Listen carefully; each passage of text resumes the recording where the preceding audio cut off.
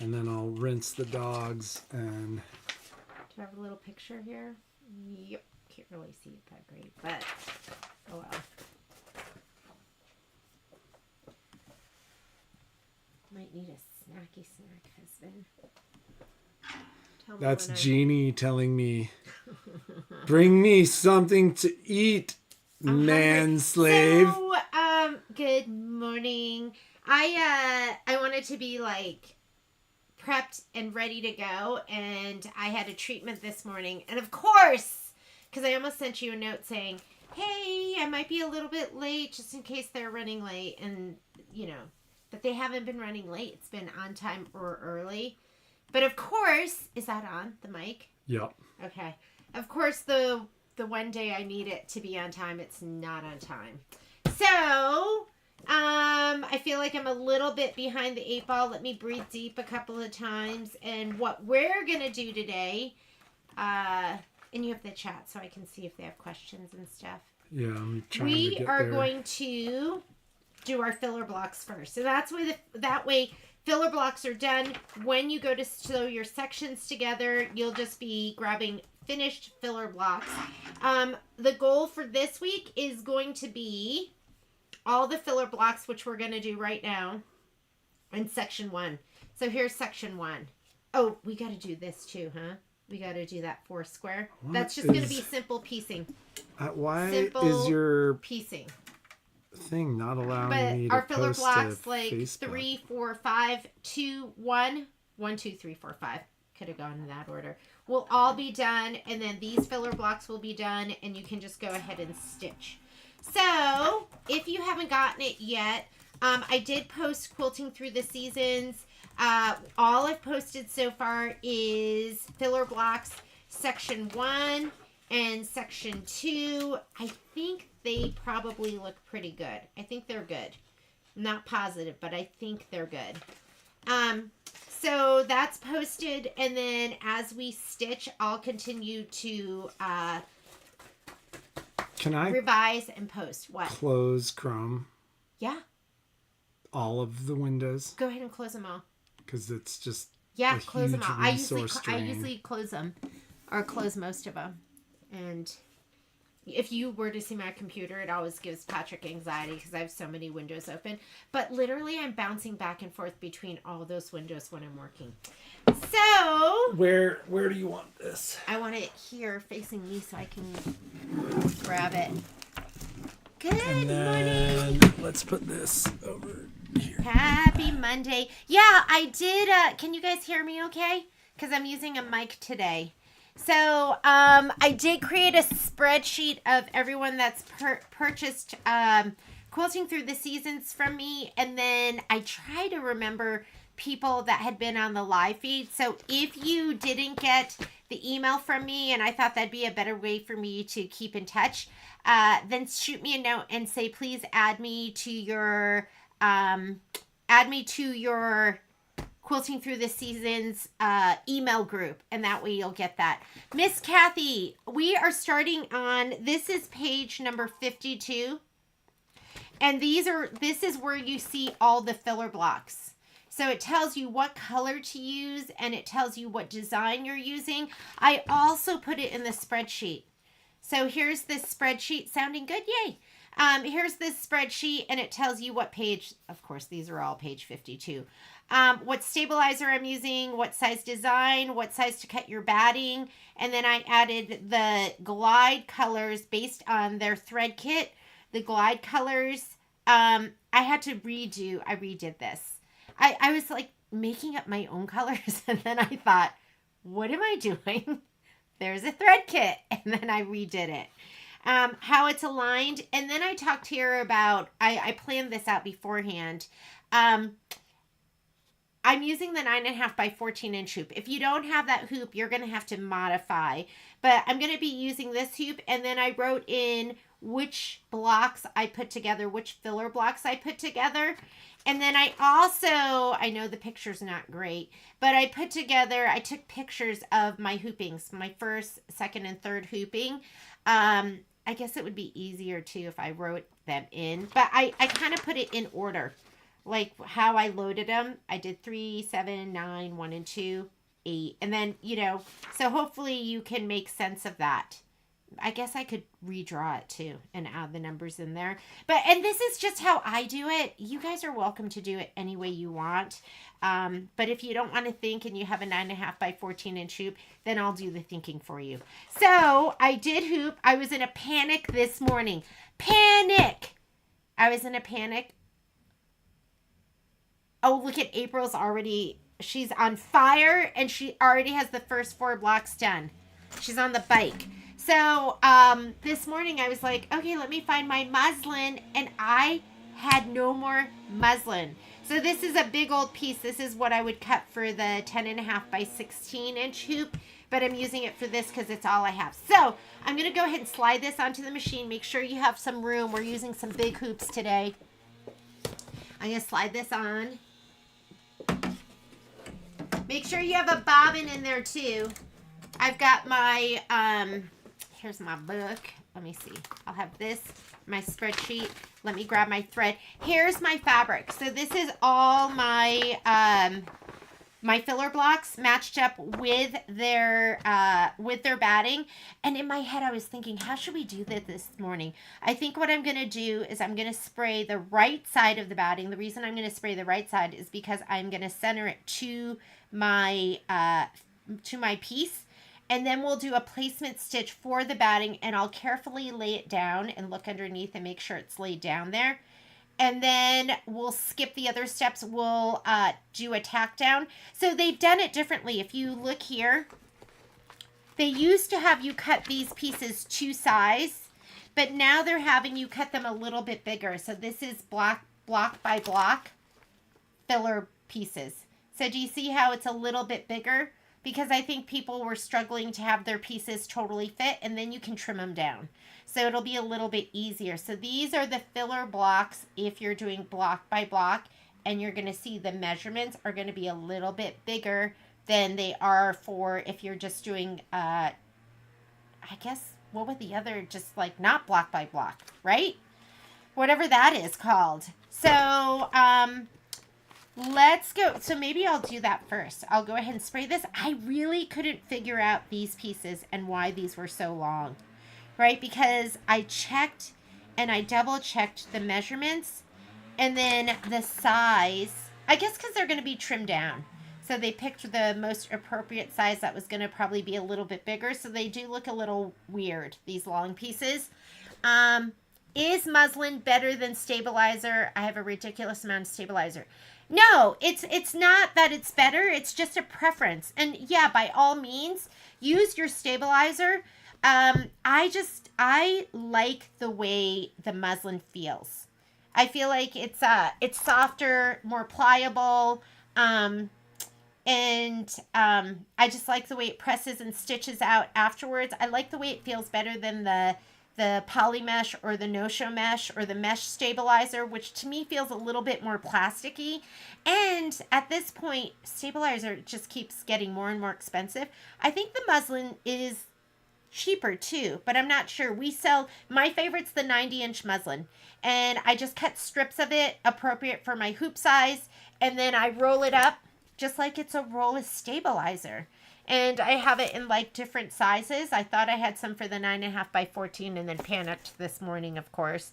So, but if you have a ridiculous amount of stabilizer, use your stabilizer. There's nothing wrong with it. Christy, you do what makes your heart happy. But I am going to prep these, and I think what I'm going to do is like what I just described to you. I'm going to go ahead. These are already cut down. I'm going to... the right side, which is the smoother side, you have one side that is more bumpy and it has all those little knobby pieces, like the little, here, like you can see it on this. Can you see? That is your wrong side. I'm going to spray the right side. This is more dimpled in. I'm going to spray that side because it's going to be going towards our fabric. So right side faces up, wrong side faces down. But you have to spray the right side to go ahead. And I'm going to go ahead and center it to all these pieces. And then these will be ready to lay down. And then I'll have to think about which steps we're skipping and not skipping. Here we go. So this is my spray tent. It's my dime spray tent, which I love. And I have a dirty old piece of cardboard in there. And then the spray I use is good old KK100, the economy line. I've never used the fancy line, the non-economy line. I've always used the economy line. And why? Because it works. So they do make, like, I guess their standard line. I'm not sure. What brand of batting do you use? It is always so nice. Well, some of this is like scraps that I found in the bin at the store. But what I buy is I buy the Hobbs 80/20 and right side. I buy the Hobbs 80/20. You don't have to go crazy with your spray. Whoops! Sorry, that was crazy. I usually don't spray like that. That was me being trigger happy. Okay, and I'm just going to center it. It doesn't have to be perfect, but I'm going to center it. You should have the wrong side facing you. Right side there. All right. So we'll go ahead and do these. Wrong, right. I mean, this is nice. I don't know what this is. This was just in the scrap bin. But like I said, I am not a batting connoisseur. Like I know some people use bamboo and they use wool and they use all sorts of stuff. I don't know what to use. So I just use Hobbs 80/20 for everything. Someday maybe I'll know more. And I'll be able to drop some knowledge. But for right now, I'm a one size fits all. Does anyone else have recommendations? What they use? When we go to, we're going to spray this again when we lay it down. And because now we're going to have to spray this and stick it down when we let's see. If you hear barking, sneezing, bad behavior, it's the dogs. Yeah, these must be long because they're going to get cut down. Right side. Right side. We're spraying the right side right now because we're going to put it down on the fabric. On the wrong side of the fabric. Wrong side, right side.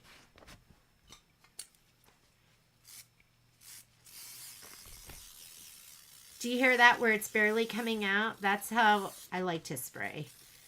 But my finger like locked in. It was locked and loaded just a minute ago. I'm just going to put this right down the center. And I'm thinking these get cut down.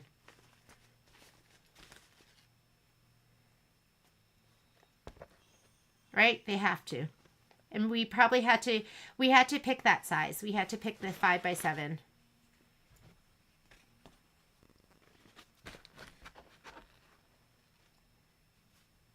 Miss April is on fire. Yeah, I was last night. I mean, it took me. Okay, so I talked to Lynn about how I was going to use ScanNCut.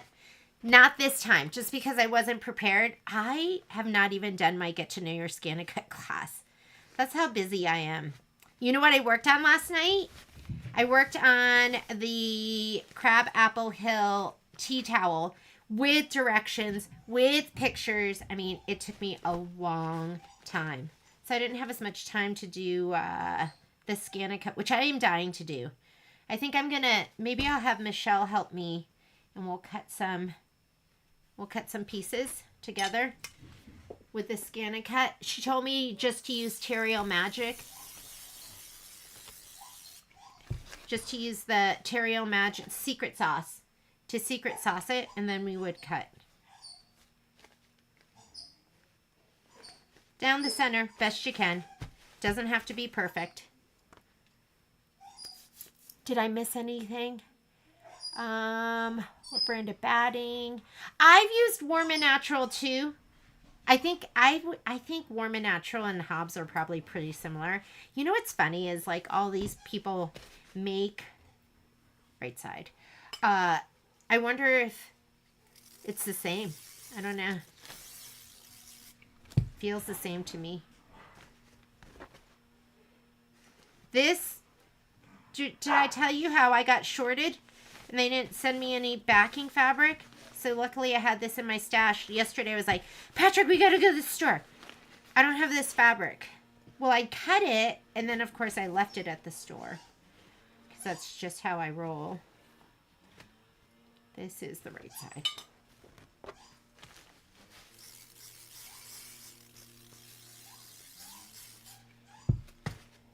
So this isn't even, you know how I usually press everything. This isn't even pressed. But it took me hours to sort and organize my fabric. I don't know about you guys, but what I love is it's done. I'm going to just be grab and go. Cheryl uses that dream. I've heard that from other people too, Cheryl. So, okay. I'm going to put this over by my machine because we're going to spray again when we go to lay it down. Let's load up some designs. Let's get some thread and let's get stitching. Hopefully we can get through all the filler blocks and at least some of section 1. Whatever we don't finish is going to be homework. Section 1 is to be completed. Here's all my thread in here. There was a lot of it, so I'm not using my thread tray. But there is my thread set. If you feel like making it easy on yourself, just get the thread set, right? Okay, embroidery. My USB's in. I actually put it, look at, this is what I worked on yesterday. So it's ready to stitch out. It took me so long to do all the directions. All right, so this is alphabetized. So I'm going to go, this is, you want to know something horrible? These are all my works in progress. That's why there's so much on this USB where I have to finish. Okay, background quilting. Background quilting is really all the quilting for this. So first thing we're gonna do. Oh, Lynn still kept, Lynn, I can't, Lynn, I expected you to be, you're always so far ahead. I'm always trying to catch up to you. Okay. So I think what I did was we're going to put in 3, 7, 9, 1, and 2. So number 3 is star 6, 4x4. We have 2 of those. So we have star 6 embroidery files. I only put in the PES, and there's my 4x4. And I'm going to go ahead and set it. I'm going to move it to the top. And let's set your hoop size. So to do that, you're going to go to your settings. And I am on a luminaire. If you have a baby lock, it's going to be similar. If you don't, then hopefully you can do whatever works for you. So I'm already set to the 9.5 by 14. So that puts the hoop size on here for me. There's the black line. So I know exactly how much room I have. And I usually will use my finger for general placement. And then I'll use my arrows for precision. Okay, we need another one of those. That's why I grouped these together. So we're doing 3 and 7. If you look at number 7, it's the same block. Star 6, 4x4. So instead of going add, finding it, and putting it in, we're going to just make a copy. It's right here. This button here will make a copy. How easy was that? And I'm going to put this, oops, this one moved. I want it right by the edge. Lawn's being mowed today. Hopefully you can't hear it, but it's loud.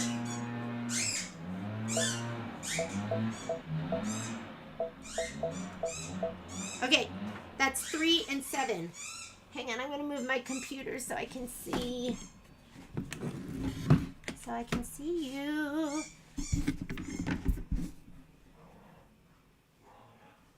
You do what you gotta do, Lynn. So Susan said her husband came up with the idea of hand sewing 3 pockets on the back of the quilt. Oh yeah, that's really cute too. Yeah, so you have a place to store it and you know where everything is. Because me, I would put it in a place that would make sense to my head, but then not be able to find it. Okay, next we're gonna load in, let's do design 9. Design 9 is the 4x8, and I'm gonna put it in horizontally, and it's plant 10. So we're gonna go, okay, add. I'm in my upper port now. I moved my little USB reader. And here's Quilting Through the Seasons, background quilting. And it is plant 10. And it is 4x8. 4x8. Here we go. Comes in vertically. You're gonna have to rotate it. I'm gonna go edit, rotate 90 degrees. And you could go 90 degrees left or right. Doesn't make a difference. And that looks pretty perfect right there. Maybe I'll move it down a little bit because the fabric will be hanging over. Okay, next 2 I chose to do was I did filler block 1 and 2, and even though you're using the design, the 1x10, it wasn't quite that. It fit. I don't know how, it just did. I was like, does that really work? And it did. So add, pocket, my USB. I'm going to go to my background quilting. And the design we're choosing is the 1x10. And it's also border floral 3. So here's your border floral 3. So I'm going to select that. Embroidery files, PES. And here's my 1x10. Okay. I'm going to flip it. Edit. Rotate.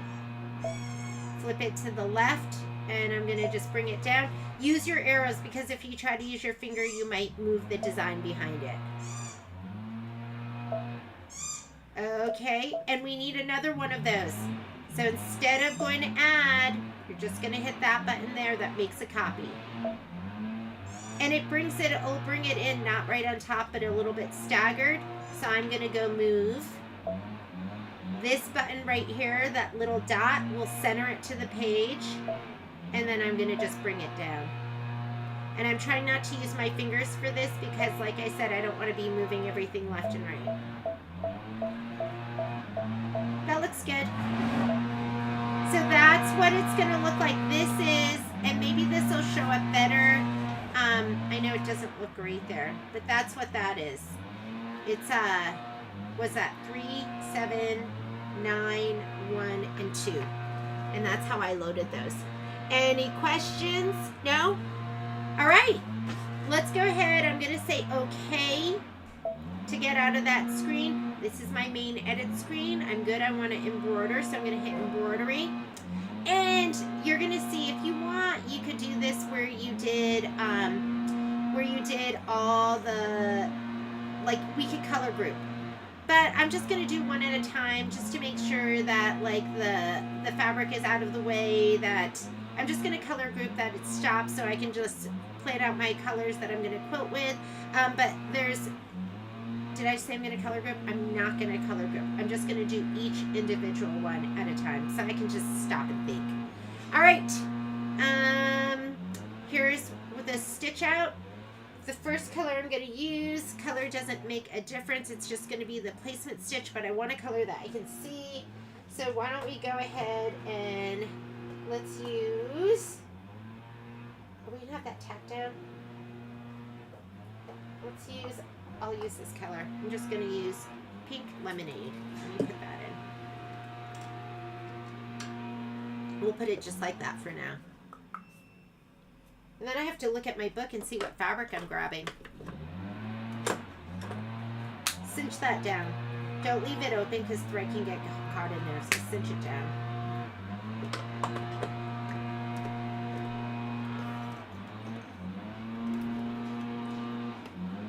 There's a place here in town called Truckee Meadows bagels. So we went and got bagels yesterday and big heirloom tomatoes. And I love a bagel with cream cheese. And then that beautiful heirloom tomato and lemon pepper. And I'm drooling right now because I'm thinking about it and wanting to eat that. I'm going to have to call for my manservant. Okay, we are threaded and ready to go. Let's go ahead and we're going to do the first part, which is going to be a placement stitch. And the fabric that we're using, because it's number 3. Wait a minute. Well, that doesn't matter. I don't know why it's going over there first. Usually it'll stitch in the order that you load the designs, but we'll put number 3 over there. That's going to be this one right here, so you need that polka dot fabric. And then you might as well spray this one, which is going to be the stripes, the black and white stripes.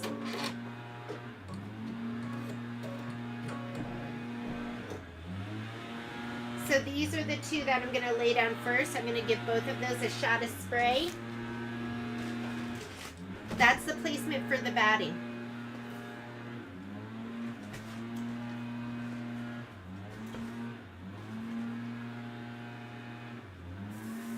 And it doesn't matter if you lay down 3 for, I give this one a little bit of a general spray because I want the edges to stay down too.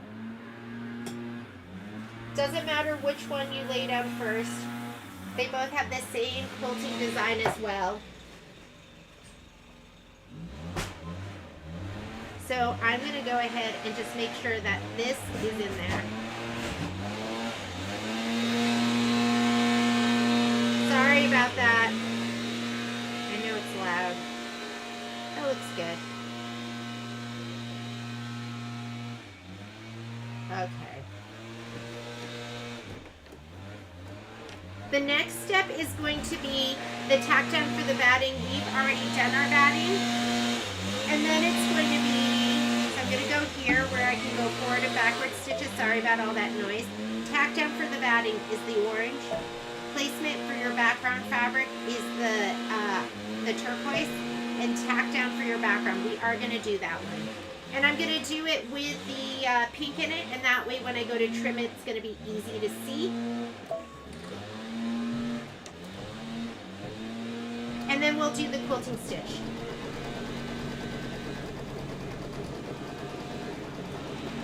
And for this one, the color is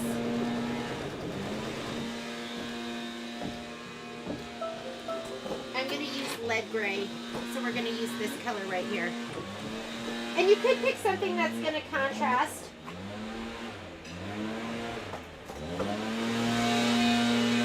Let me take out my pink.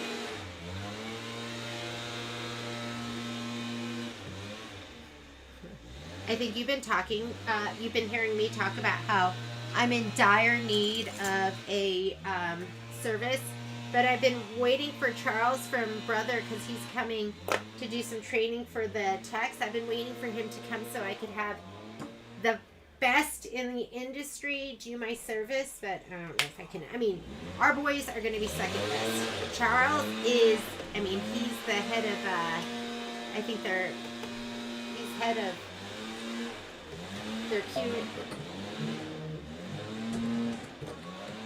their R&D, I guess it would be called. So, but I don't know if I can wait any longer. April, it is so good. The first time I had that bagel was in Colorado Springs. I was working down there, and there was like a little sandwich bagel shop in the alley, and that's what they'd make lemon pepper. It was like a big nice bagel, cream cheese, a beautiful tomato, and then lemon pepper. It was the first time I'd ever had lemon pepper. Trader Joe's has had the best lemon pepper, but I don't think they're even making it anymore. Hi, Miss Shelley. And then we're done with this filler block. These are going to be quick and easy.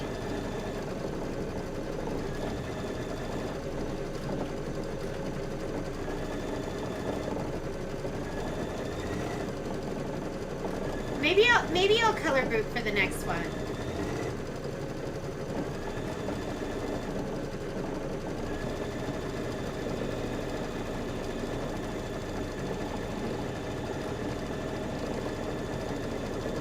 Oh my goodness.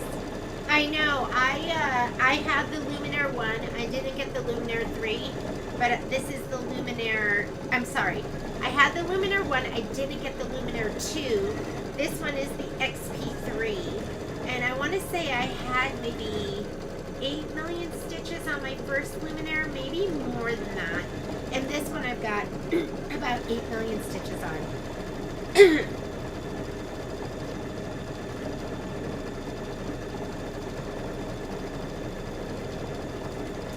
So, no, puppy. No. No. Go. You cannot come up here. Hang on, I'm battling a dog. Puppy, go. Go. No.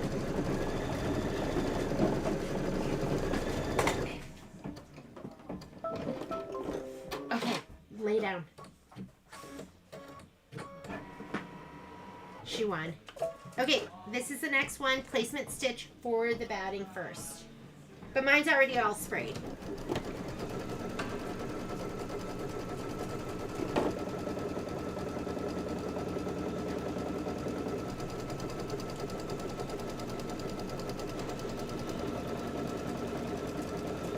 Sorry, got distracted there. Poppy and I were wrestling. And if you want to lay them down separately, but mine are all together. Oh, this one I think you want to be vertical for this. What if you accidentally lay it down horizontally? It'll be fine. It's time for service. My cutter is not cutting. Could just be I need to clean out underneath the machine. Maybe I'm just going to lay this down. Okay, hang on. I separated it just so I could see it. Center this to that piece. Oh my God. I can hear Patrick upstairs. Okay, I separated it because it did make it a little bit easier. I can see the batting. So whatever works for you. I'm going to put that pink in just so for the tack down so I can see it, even though I'm going to put this gray back in, the lead gray. What size is your muslin cut for this hoop? Normally for this, and I have measurements on the spreadsheet, but if you look here, normally for the 9.5 by 14, I like to cut my muslin 14.5 by width of fabric. This here is cut really wide, and I hooped it to the side because I was going to just hoop down the center, and I cannot help myself. I rehooped because I was like, oh, maybe I can save a little bit on the edge and do something with that, which I'm not going to be able to, right? But I couldn't help myself. I had to see if maybe I could use it later. Okay, let's skip some steps. Remember, we are not doing the tack down for the batting because we cut it to size. We're not doing placement for the fabric because we just laid it down. We are going to do the tack down. And this is also going to be your trim line. That's why I'm doing it in the pink, because it'll just make it easier to fussy cut. And I like that they're adding a little bit of fabric. Because remember, we were like struggling to get we were struggling to make the fabric stay within that placement stitch. Oh my God, my prince did bring me a bagel. Thank you. Look how pretty it is. He made it like butterflies. Come on. Doesn't that look good? Come on, dogs. No. Go. Let's go. Let's go. Out. Momo. Yesterday, we're really good about like not putting, we're really not good about not putting our food on the edge of the counter because Poppy will get it. Can you take her? Because she's like jumping up on me. Come on. She's about to go. I like took a bite. Crazy. And something happened. I got distracted, and next thing I know, she's running and then trying to swallow something as fast as she can. You know how they do that without a... Whoops! Is this supposed to be... Let me make sure. Number 7 says black, so I'm just going to cut it. Sorry, I wasn't paying attention. And I'm going to go over that. Not a big deal. And if I left it the lead gray, that would probably be fine too. See, this is me not being able to talk and sew at the same time. And this is a good lesson because what happens if you went too far, like you put in the wrong color? How do you get back?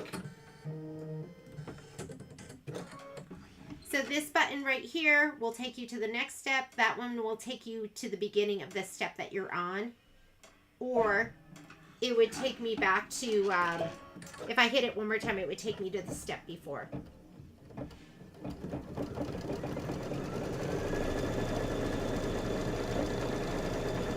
I was working on Falling for Autumn and lost one of my pumpkin blocks.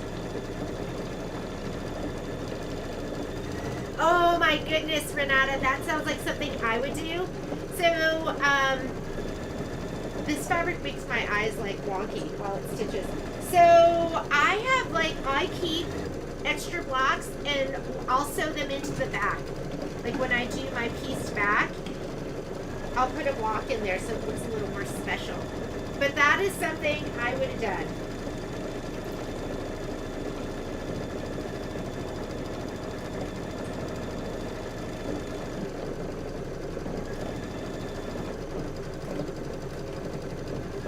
Patrick is definitely a keeper. You know, it's so crazy growing up in the household I had with my dad, and then having Patrick as a husband, because they couldn't be more different. Like, I don't know if my dad ever cooked a meal the entire time I was growing up. My mom did everything. I mean, my dad would eat watermelon and like dribble juice out himself, and my mom would like wipe it up. So, and Patrick's, he doesn't do that for me. I wipe my own watermelon juice.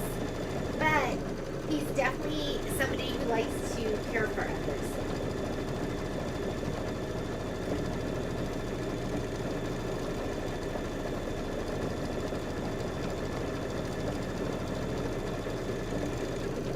Hi, Miss Jerry. Next up is going to be block number, let's get our fabric. 9. So it's going to be this piece right here. 4 by 8. I'm going to grab that next. Here we go. It's going to be this one right here. I'm going to go ahead and do my placement line for the batting. And I'm going to give this a little shot of spray. And since it's light colored, you can kind of see the shadow of the batting behind it. You know why Poppy wanted to stay in here, because I'm her sucker, and she's hoping that I turn away or something.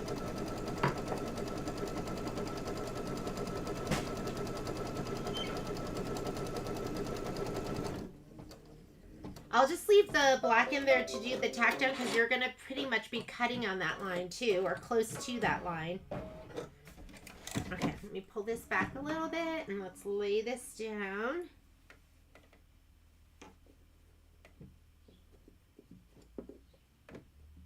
There we go. That should all be pretty much in place. Smooth it out. We got to skip ahead to our tack down.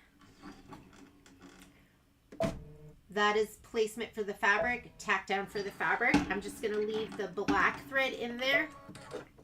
And that way I can fussy cut to this when I go to trim this block. And then the color we're going to use for quilting, though, is going to be, this is 999 cashmere.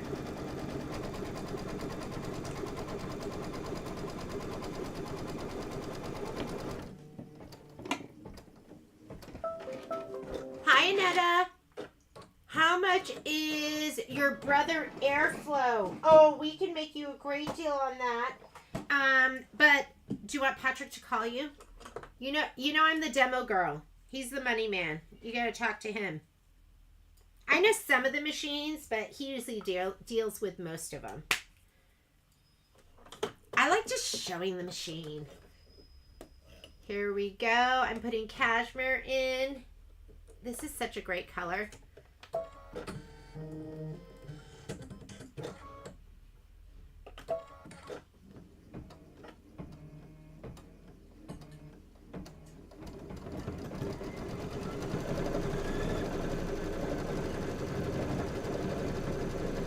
And now you're doing your quilting. It's 3 minutes of stitching. Let's grab our next 2 pieces.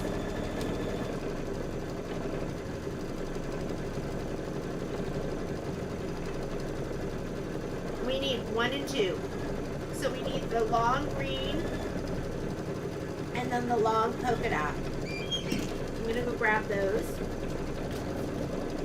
Long green and long polka dot. And I'm okay if a little bit of batting gets stitched into the seam. It's not that bulky. It's thin stuff, so don't worry about it. If you want, you can go ahead and trim it, you know, so it's about 1/4 of an inch on the inside, but I don't think you need to.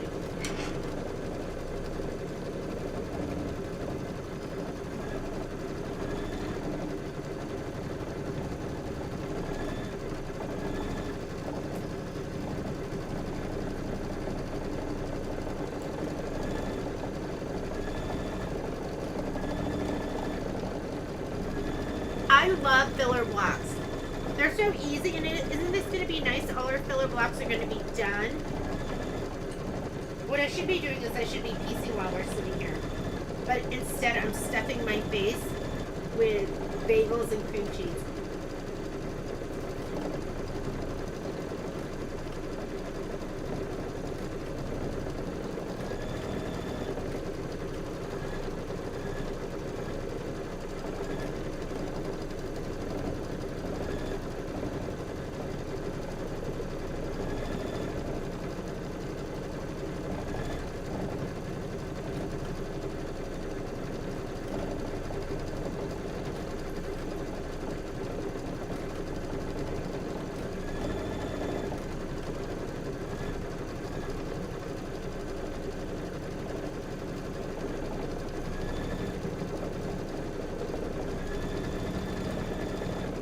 So the other day I went to Costco and I bought the Costco size cream cheese, which is, oh my god, it's like a tub like this. It's probably like this high, and it's 3 pounds of cream cheese. Because if I go to the regular store, if we go to like Raley's or something, you get like a little tub, like tiny, for like $6. So I bought the big tub. I was like, there's no way I can eat this. So I called my neighbor up and I was like, I know this is a weird question, but do you want to share my tub of cream cheese? We just like right now with it just being me and Patrick, we just don't go through as much food as we did with the kids, or especially Kai. That child can eat. If you've had like boys, you know how much they can eat. I just thought it was so funny that I had this huge tub. It just makes more sense. I had bought the blocks, and I was like, oh, maybe I can freeze it. I don't know if any of you have ever frozen cream cheese. Okay, this one, I'm just gonna leave this color in here. We're gonna do the placement stitch. We'll go ahead, and they're both using the same, it looks like they're both using the same quilting stitch. So let me go ahead, I'm gonna spray both of these.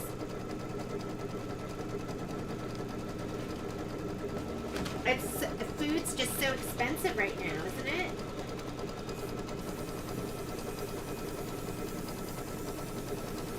And can I tell you, I saw that big bag of onion rings at Costco, and it was so hard for me to walk by it. I wanted that bag of onion rings. If you know anything about me, I love onion rings. Okay, so I'm gonna just center. Looks like the fabric is kind of the same size as this, so I'm just gonna go ahead and center the batting, and then the fabric should just kind of match up. Is it the same size? We'll just spread it a little bit. There we go. And I called Violet. We are going to skip the next step. So this is tack down for the batting, placement for the background fabric, tack down for the background fabric. So let's do that one.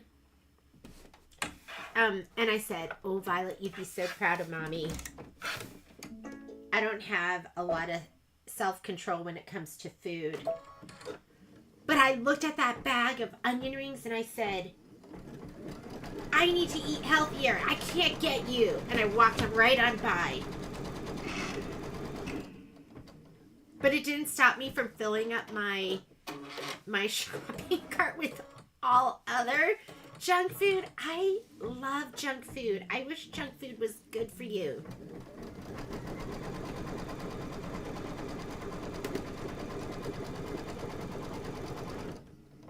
Okay, colors. This one was block number 2. So, lead gray. So I'm going to put in my lead gray. There's 2. So here's the spreadsheet if you need it.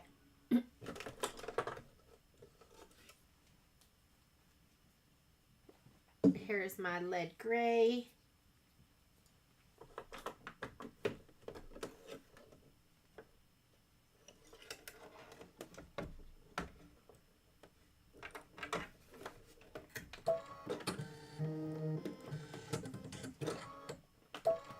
Here we go.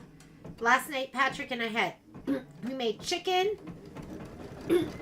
I made Korean broccoli. So I just like made a little sauce for it with. This is if you're Korean, you'll know that almost anything has soy sauce, sesame seed oil, green onion, garlic, and red pepper. And I did sesame seeds too. But we had that and then some kimchi.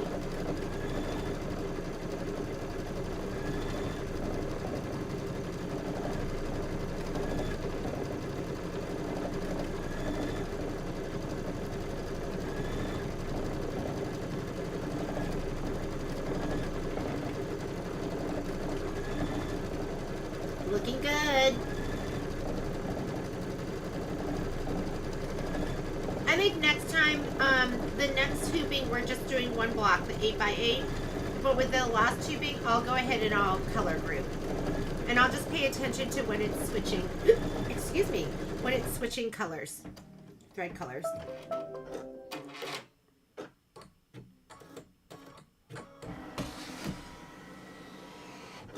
Let me move my computer back. I was hitting that. Okay, here we go. Placement stitch.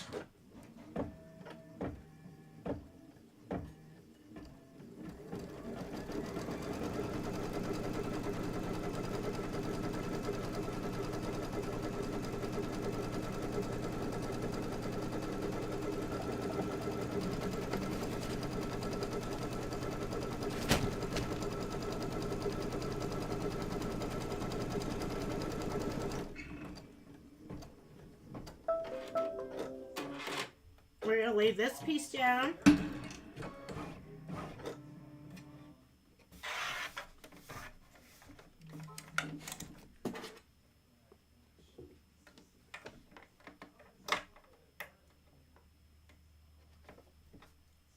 I'm going to take a peek underneath, just make sure that's down. And let's just spread the fabric out, make sure it looks gorgeous. Next step, I'm going to skip this. That's tack down for the batting, placement stitch for your background fabric, and tack down for your background fabric. I am going to do that. Slide my hoop back on.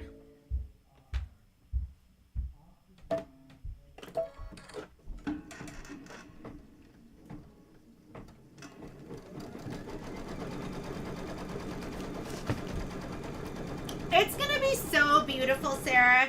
Someday when I'm like not working and I can decorate my home, because right now there's like nothing. I'm really bad. I fail at that part of my life. I need like a Lynn Geldmeyer come in and make my house beautiful. Or you know, Lori who works at our store, she's responsible for every beautiful thing at our store. Okay. Let me go ahead and change out the thread for quilting. I'm going to be using celery. That's from the thread set. But I'll hang this up. I think it'll be so pretty. Hang that up, and you know what I'll do with it right now is we have a spot right by the door, so I'm going to hang it at the store. So I'm going to hang it up there. If you're thinking about doing this project, you should get the fabric kit, because the fabric kit, I don't think they're going to redo them. So, and I don't think we're going to make them. It was a lot of fabric, so I don't think we're going to make them. But you should just go ahead and get it. It's not cheap, but everything comes all together We usually do the fabric kits at 15% off at the store when they first come out.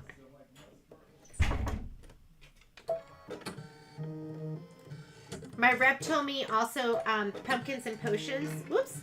Did you see me do that twice? Pumpkins and potions, I don't think they're going to redo either. So once they're gone, they're gone.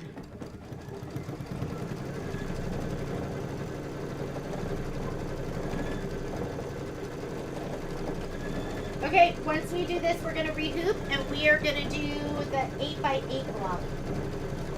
Oh my goodness, that bagel was so good. I need more. Patrick only brought me half a bagel. I think he's trying to put me in a diet. Doesn't he know how much energy it takes to sew? I need a bell so I can demand another half a bagel. Beautiful.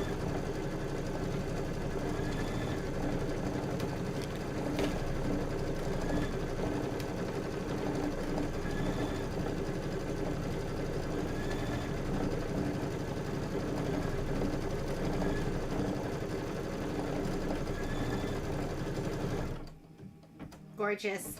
Love it. And then when you take your designs and you push them up, we save, I know it's not much, but we're going to save by leaving this on the strip. We'll save the stabilizer that goes in between the hoopings, at the end of it, underneath the edge of your hoop. And it makes a difference, I think. Alrighty. Back over here.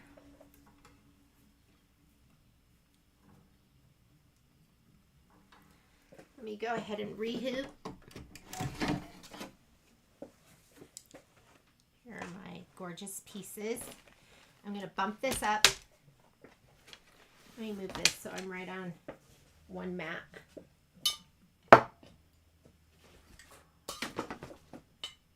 I was like thinking so hard about our filler blocks that I was like, oh my goodness, I didn't even like think about that Section 1, what hoops I'm going to use. So I was like figuring that out this morning. I had it written into the spreadsheet, but I didn't prepare. I didn't pull everything aside. Okay, so I'm going to move this up.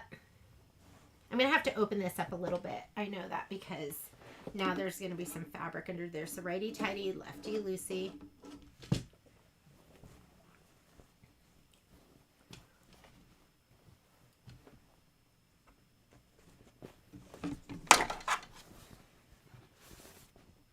Don't forget to fluff your fabric.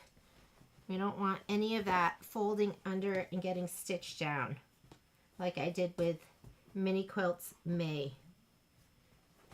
It's humbling, right? You just, something like that has to happen every once in a while for you to go, I need to be more careful. Okay, here we go. We're in. So I'm going to hand tighten. This is my process. Hand tighten. Pull out the wrinkles.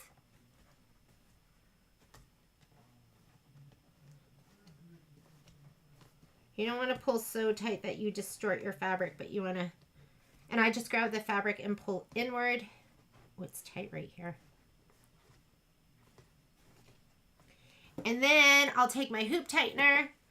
This, it's really for the screw, but it works here on the hoop, on the screw perfectly too. And I'm going to tighten it a little bit more to where it's comfortable, but not to where I'm like cranking it down. Ooh. You can get it so much tighter with this than with your little fingertips. Don't make your fingertips suffer. All right, looks good. Let's pop it on. I'm going to do the square block, which is, I think, 9x9. Our fabric's cut 9x9.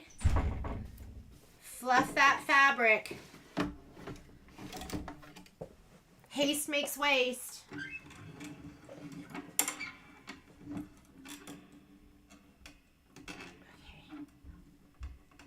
And the piece of fabric I'm going to be doing is this one right here. It's the big square. We're going to do that next. All right. I'm going to fluff my fabric, make sure nothing is pushed under. And where's my spreadsheet? Here's my spreadsheet. filler block that we're going to be doing is this one right here, block number 8, and it's plants 10. So let's go ahead and load the design. Finished embroidering, hit home. That'll clear your screen.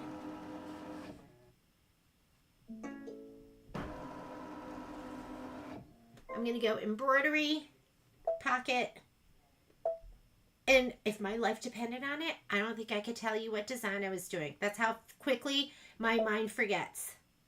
Background quilting, but that's okay because we have our handy dandy spreadsheet. So it's plants 10, 8x8. Here's plants 10. And we're doing 8x8. And let's go ahead and hit set. I'm going to take that design and push it all the way up. So we're going to go, let's go embroidery. And let's do it in your layout screen. Layout, move. And if your hoop's on, it's not going to go, did you hear that knock knock? It won't go outside of my embroidery field. I'm going to go ahead and say okay. Let's go over here because we're going to skip some steps. This is the button that you hit to go forward and backward stitches and whole colors. And I have celery in there right now. Let's go ahead and just use that. It's going to do placement stitch. I'm going to put this in my spray tent and give this a good old spray. Although I might separate it. I'm going to separate it. Let's just... It's easier. Where is my spray? There it is.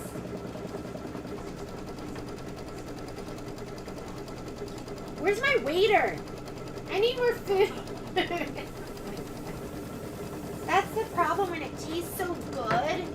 It just tastes so good.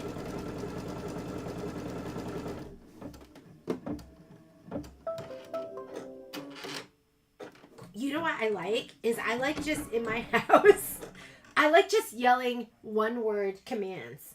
So in this situation, I'm just going to yell, bagel! How come you won't? Okay, the door opened immediately. Like he was just waiting there to serve me. Well, because I'm about to do laundry. He's about to do laundry. Okay. Try to center this the best you can. Why did you yell bagel? You got a bagel. I got half a bagel and it was so delicious that my stomach wants more. Patrick. No. All right, you putting me on a diet? Is that it? Yep. Okay, I'm trying to center it, and it kind of does matter because you only have about half an inch extra all the way around. You're trying to get me in trouble with the ladies. Patrick controls the amount of food I eat. I'm just kidding What? with you. I'm totally kidding. He does not. He does not. Okay, that's tack down for the batting. Although I don't like that's it when placement Jeannie for shops. the fabric. Oh yeah, he did. So I never go shopping anymore. We this is tack down for the background. I gotta make sure I'm like focused. He doesn't like when I shop because I buy junk food. I do. I don't. You know what? I don't like when Patrick shops because. Is this in here because you want me to wash it? Oh yeah. Okay. So I bought this whole bolt of muslin from E.E. Shank, and I hate it. It's like the 45-inch, and it is rough. So I brought home a yard of it. It's actually really nice and firm for you to do, like, if you were going to be doing a project like this. But I brought home a yard of it because I'm going to wash it because I got to see if it softens up. If it softens up, then I'll be totally fine with it, and I'm going to use it. But if it doesn't soften up, I don't know.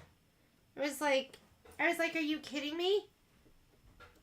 And only the best for you guys. I would never send that to you unless it's going to be the best.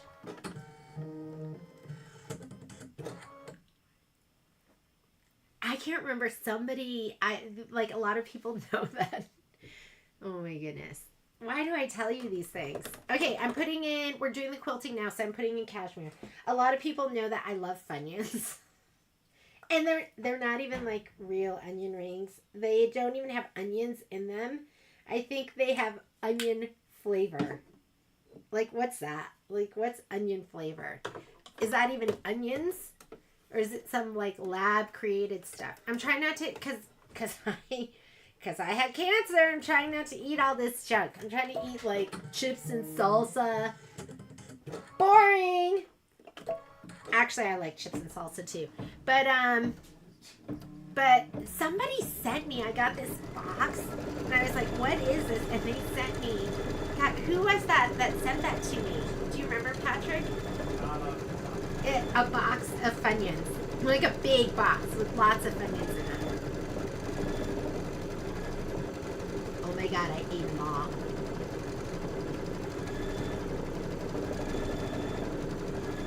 Maybe I'm like that kid, you know, the kid that isn't allowed to eat sugar, and then finally when they can eat whatever they want to eat, they like can't stop themselves.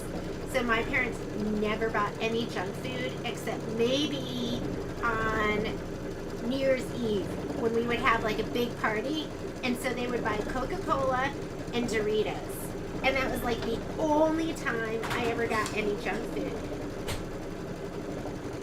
So when I went to college and I had a meal plan, I literally would go down to, there was like a little market that you could go to. I'm gonna have to find the picture, and I would buy bags of junk food, and sometimes that would be my meal. I have a picture where I'm like covered in bags of chips. Patrick is not impressed with this story. He's shaking his head. Patrick, you know my tummy is really, it hurts because it needs more bagel. No more bagel. Patrick. No. Orange? Yep, you can have half an orange. Okay. Now they're like, oh my God, he controls what she eats.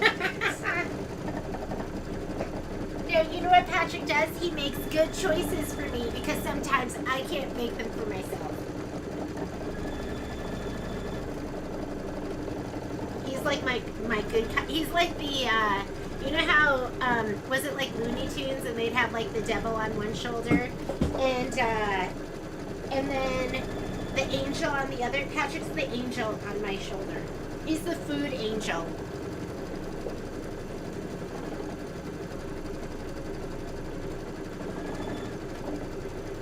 For those of you that love eating healthy, that's a gift. And don't get me wrong, I love eating healthy too. I love my veggies. I love, is that it? I like eating healthy, but I like eating junky too.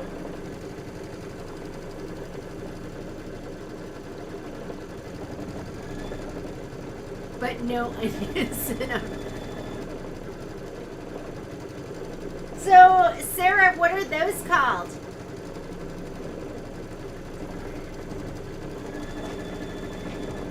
And you know, Patrick, it's so funny, like, my kids have inherited our palate. Like, Kai definitely has a palate more like mine. Like, that kid does love some good junk, but they're healthier minded. And I think they get that from Patrick. Violet doesn't like junk as much. She's more like Patrick and more conscientious about what she eats. Kai does too.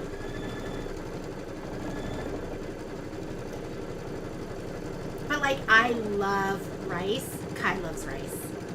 Violet and Patrick don't love rice. And I thought, how is it possible that I could have a child that doesn't love rice? That was a little hard for me to come to terms with, being Korean and growing up eating rice every meal. But I like it. I like that I like it that she doesn't like rice. Because, all those carbs are good for you. Oh, Cheryl, I know. This is like, I shouldn't be talking about all this food. It's making me hungry. Is this just gorgeous? Look at these leaves. Okay, after we finish this, we're going to do one more hooping with filler blocks, and then we'll be done with our filler blocks. Our last hooping is going to be the longest piece, which is piece number 6. And I know the picture here doesn't look amazing, but we're going to be doing, this is the, I think this is the 4x12. Is that the right size? Let me see. Yeah, 4x12. And then we're going to do this side piece over here, I think is piece 10. Let me see. Yeah. So 6, 10, 4, and 5. So this is going to be 6, 10, 4, and 5 for those 2 itty bitties. And that was like the best I could do, fitting them in and making it look good and trying to be as economical with our fabric.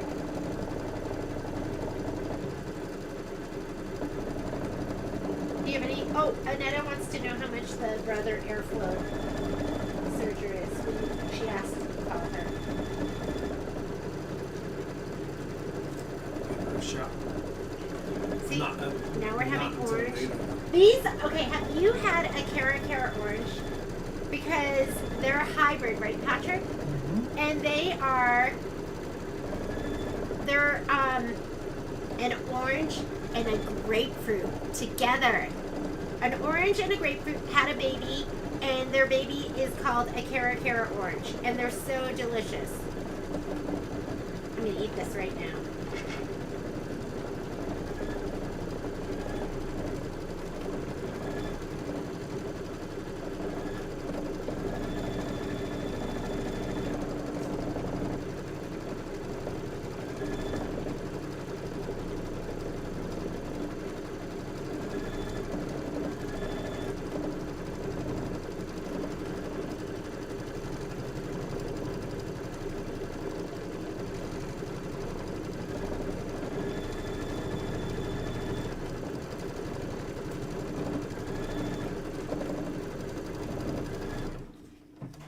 Gorgeous.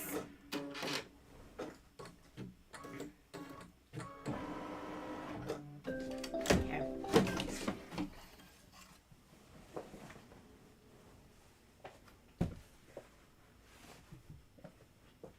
We're gonna hoop one more time in our 9.5 by 14. And see, I hooped over to this side because, like, now I have this strip over here. But really, am I gonna use that? I'll end up hoarding it for a little while, and then one day I'll go, oh my goodness, Jeannie, no hoarding. I mean, there was a day where I would sew my muslin pieces, my muslin scraps together, and I don't do that anymore. Why not? Because I don't have time, Patrick. Okay, just so this here doesn't get sewn under like that happened to me before, I'm going to go ahead and cut this off. You always, if you're running your and rehooping, you always want to leave one embroidery on, but I'm going to go ahead and cut this one off. Oh my God, look at that beautiful scrap. Oh, do a good job. Thank you. My God, would you... Patrick is cleaning the cars right now. I don't want you to think I don't do anything. I work all the time.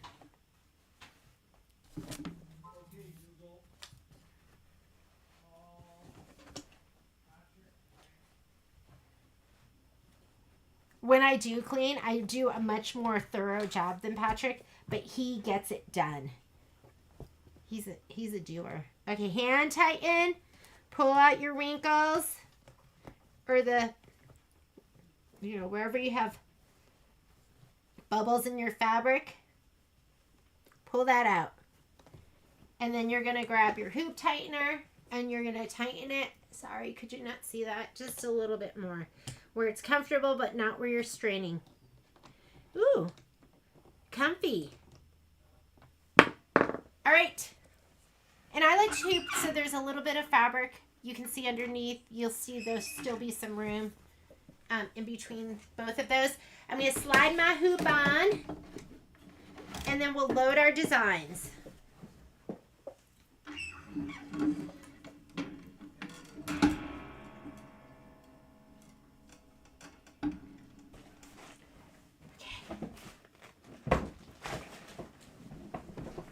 I'm going to say okay.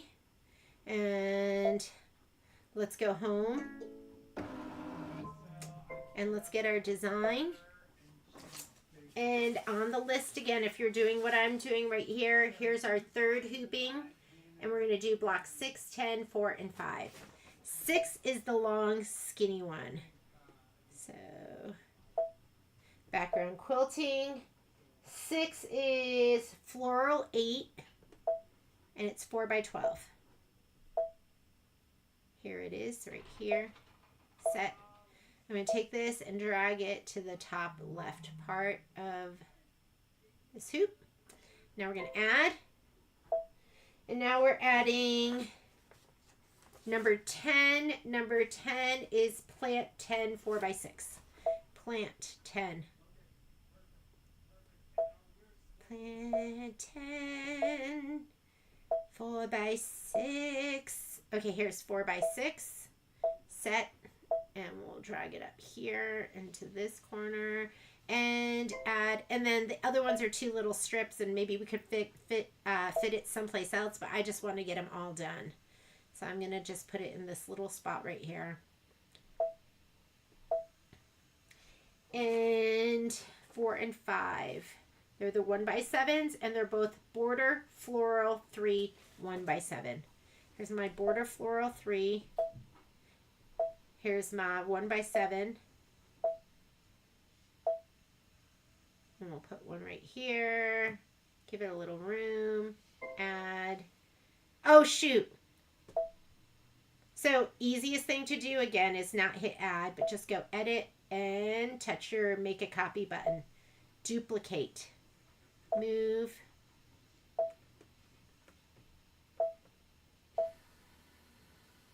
Maybe you can go up a little bit more. Okay, we're good. How's that look? You like it? That's what we're stitching. Let's color group this time. So we'll put all our batting down all at once. So you can do that in your embroidery page. So you're going to go embroidery. The only time color grouping isn't going to work is if your designs were overlapping. If my red lines from these designs were overlapping, even like 1 click, then it won't let you color group. The other time it won't let you color group is if it ruins the integrity of the design, meaning let's say you're doing Mickey Mouse's and color grouping is going to make the black of the eyeball stitch before the white. Then it won't do that because you obviously need the black pupil on top of the white. So, but this case we should be able to. So you can see here's all my applique steps right here. So we're going to go layout. This is your color grouping button right there. I'm going to go ahead and touch that. And did you see how now it has all the applique? And then there's something right there. I'm not sure what that is, but most of the quilting's done all at once. We might have to watch it because it's showing all the quilting in the screen. So we might need different colors. So you might have to stop in between.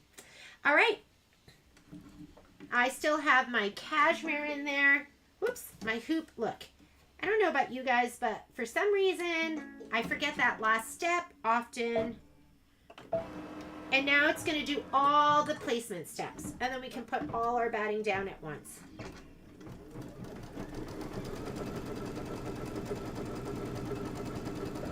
Let me grab my last pieces. Some of us...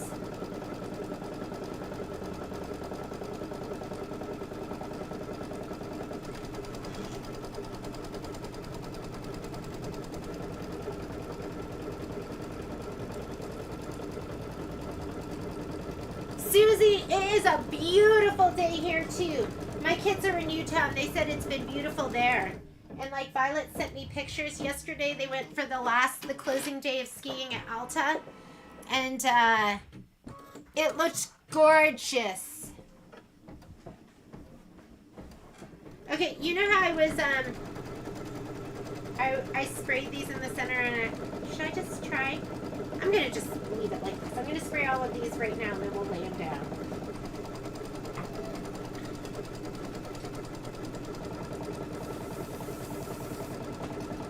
These I spray a little bit more liberally because I want the edges to stick down.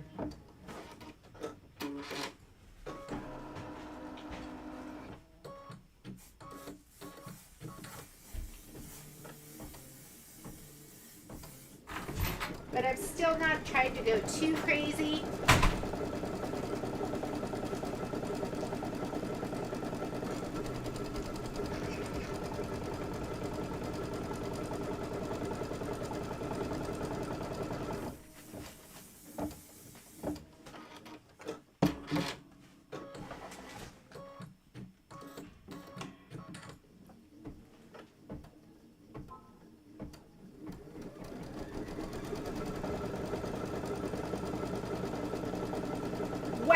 Oh, Susan, you're already on the pendants? I'm impressed. Okay, you're gonna have to send me a note if there was like something I need to pay special attention to that maybe was especially difficult. So we can warn the ladies. Uh-oh, did you see that? Didn't snip. Where are my snips? Maybe we'll take a break and I'll just clean out underneath my machine too. Here we go. Take a little break and do that. All right, now we're gonna lay down all our pieces. And the only thing we're gonna have to pay attention to is when the quilting's done, that you have,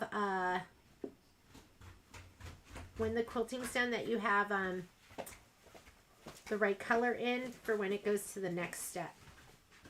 That looks good. I'll just make sure one side is down perfectly. Let's do this one.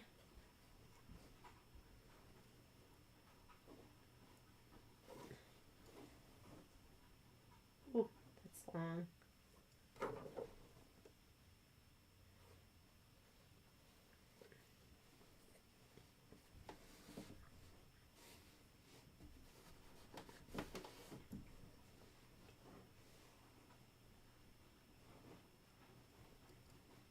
How about we do it this way and then I can see underneath.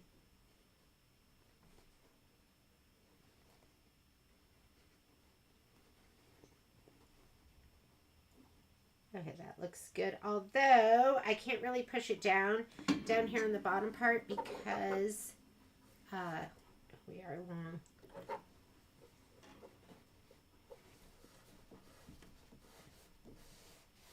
There's no bed of the machine under here.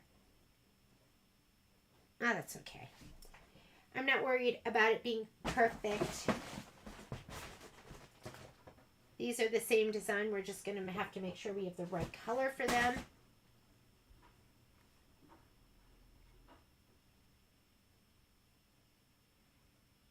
Oh, look at that. Did I not cut this right? Hang on, because look at, I think that's the size it needs to be, and I think that's just because they don't have a 1x5. But let me just make sure. And those are, they're little blocks. Yeah, so I think that's going to be fine, but I just want to check them one more time since we're doing this together. So the green floral. Yeah, it's a 2x5 for sure. Wait, there's a 2x5 and a 2x7. Let's look at filler blocks 4 and 5.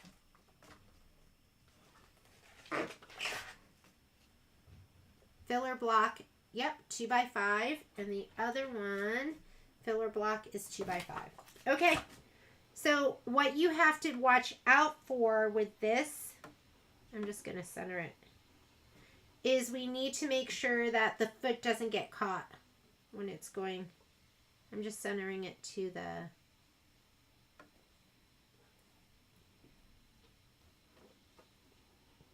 scissors I need. I want to trim this so it's not in the way.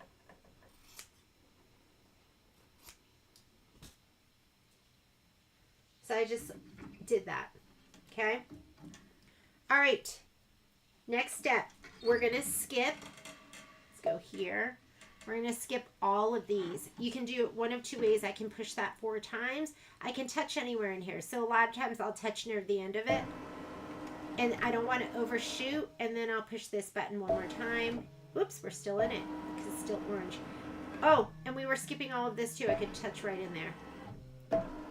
And I'm going to wait until I get to the orange because that's my tack down. Okay, we want a color that's going to show on this. So we'll leave I'll leave the cashmere in. Cashmere looks good.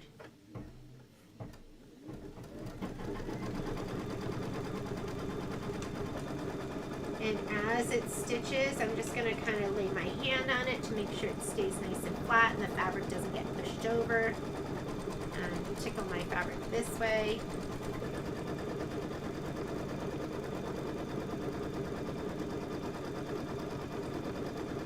And I think with this one, the color that is selected is coin. Yep, and that's the light gray. Okay. Hang on. I'm dragging this.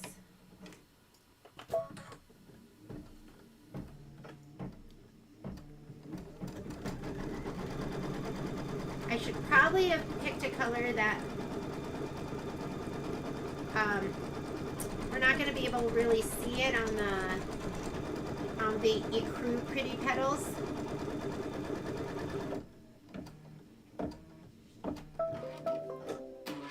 I'm just going to leave it though. Whoop! I was worried it was going to drag that. Okay, it is asking me for this color. So let's go ahead and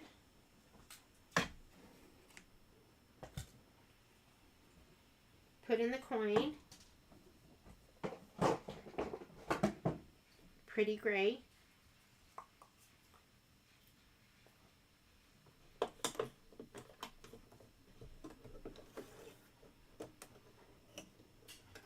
I don't know how manageable it is. I actually, you know what? So, Betty, as I was prepping for everything, I was like, oh, this isn't that bad. Like, I was going through stuff, and I was like, okay, some of these we'll just do all at once. Like, when it gets to, like, the stripes or something, we can do both set of stripes at the same time. And then I was looking at the embellishments, and a lot of the embellishments are just small and sweet and cute and won't be too big a deal. So it is a lot, but we'll the cool part we'll be done with. I might end up just filming like the individual embellishments, although I do like being accountable to you by scheduling a time to work on it. So we'll see. I'm also wondering as we get into May how tired I'm going to be too. As I get into my treatment, if I'm going to be tired, because so far I'm feeling pretty good. So, and then I also, you know, I'm dying to start Hello Sunshine. So I got to work on that and on the spreadsheet and get all that ready to get going too.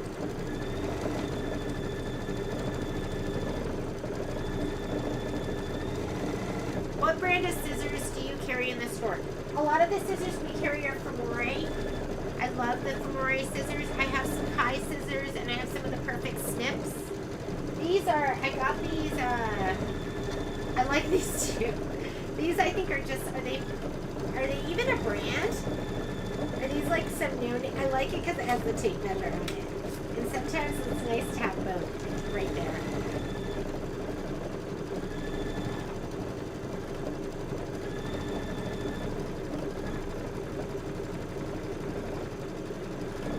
Once this is done, we're going to watch for it and we're going to stop the machine so we can change to our next color.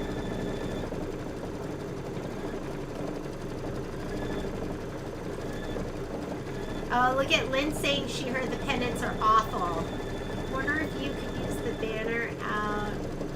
If you could use the banner out of felt like you did in. Is it the fabric? Is it just horrible? Those pennants. Now I'm shredding it.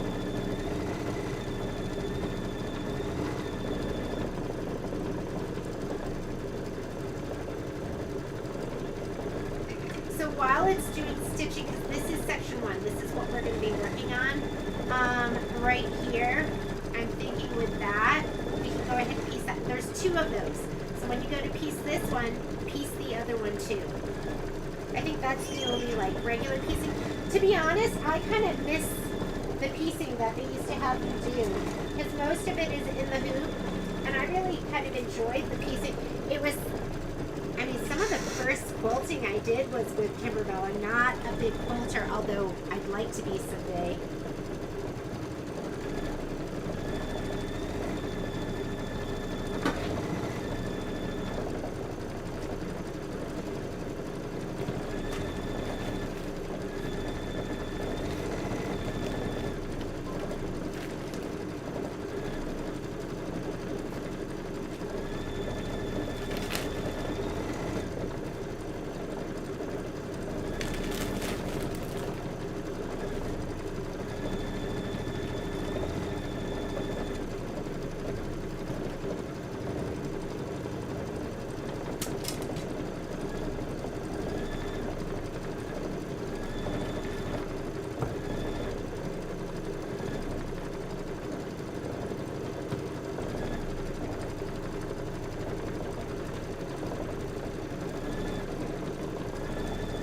also have some ginkers that I love.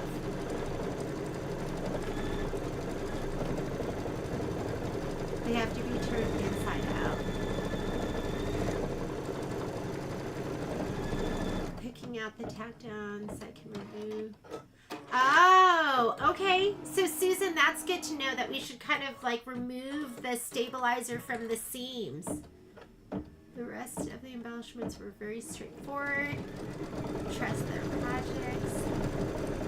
Yeah. Oh, shoot. Did you see that? I was reading your comments. Hang on. Remember I told you you got to switch your thread? And then I was like reading and not paying attention. So I'm going to go back and I'm going to do the black for this. Darn. That's what you get.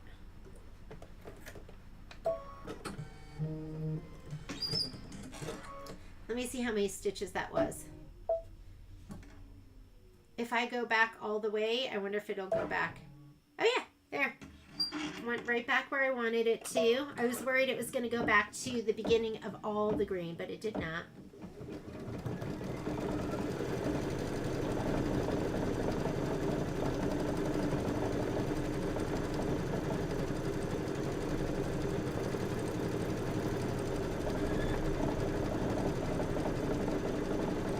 After it finishes this, I think it's going to want to do the tack down for these two. So we've got to be careful and like watch that foot just to make sure we don't want it getting caught. I'm going to be paying attention.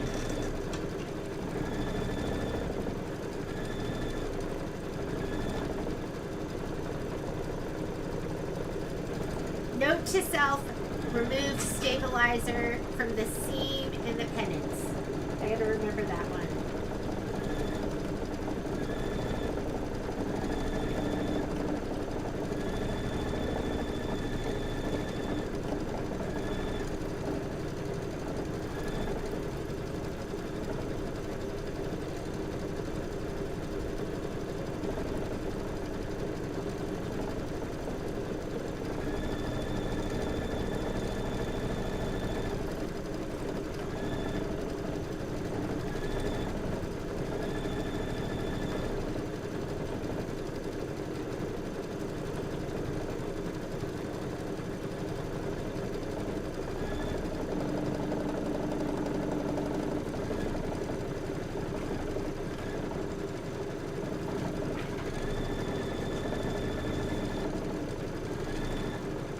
After we're done with these, we're going to start off with Rehoop part A because that's something that needs to be dissolved. And then we'll finish that. That's going to be the last thing that we'll do is Rehoop part B for section 1.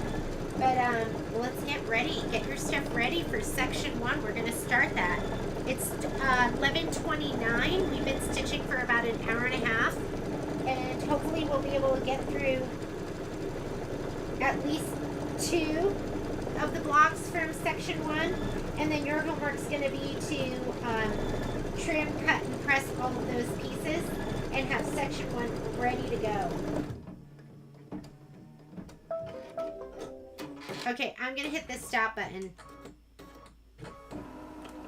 because I'm a little worried about all of this staying down. I'm going to push this down nice and well right here at the tops where the stitching is going to go on. And I'm going to hold it down. And I'm holding down the start button just to make sure that goes nice and slow and that nothing gets caught. And once I get past that, then I'll go ahead and let go. The other part where I'm going to be worried about it getting caught, okay, here we go, is here when it goes back up on the fabric. I wonder why that is so far. No, that looks okay. And I think it's going to cut. Oh, it cut okay. Okay. I'm going to go nice and slow again this way. That back of the foot usually will ride right over. I think where it gets caught the worst is going from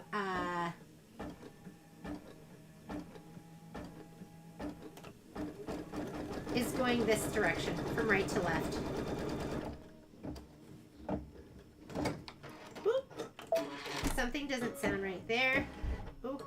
not dragging.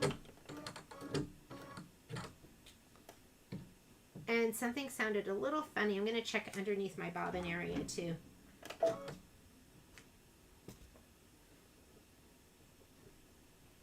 Am I wrapped? That was weird, huh?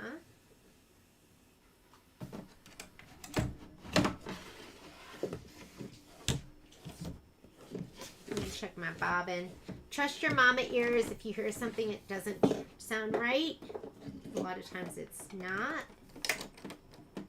That looks good.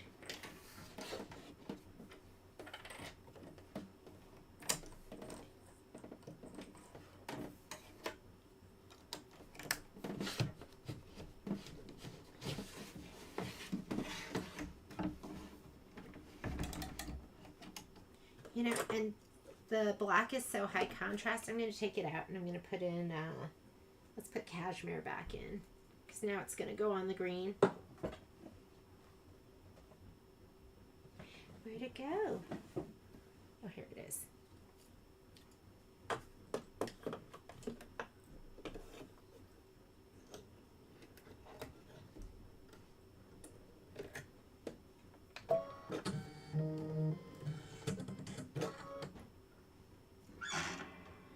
Okay, nice and slow.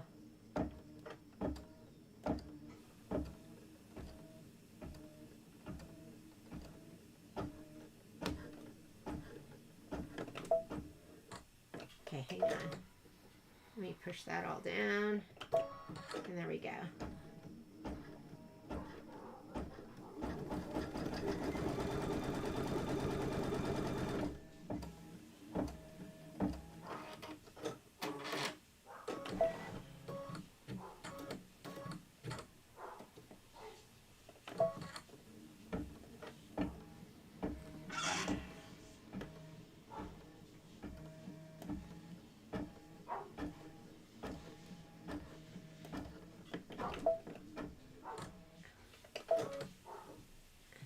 And if you look at that, kind of pushed all of that back a little bit.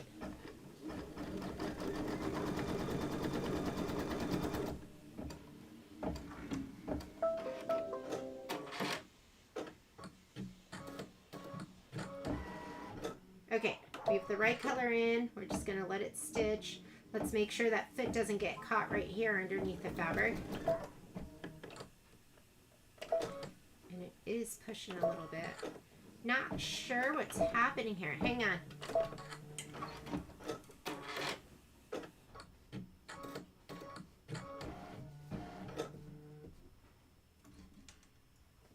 I'm going to go forward. I'm just hitting +10. I must have hit back. Hang on. Okay. So let's go minus this. Hang on a second. Okay, there we go. Let me go +10. There we go. I'm going to start right there.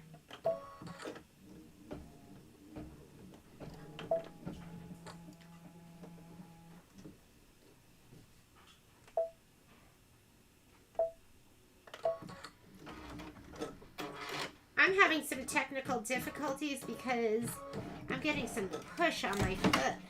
That doesn't seem quite right.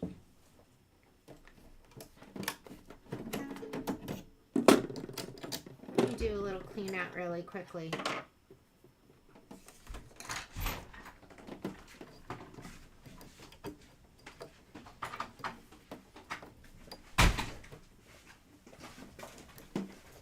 This is, my cutter's right here, so I'm going to just clean this area too and just make sure. Don't be too rough.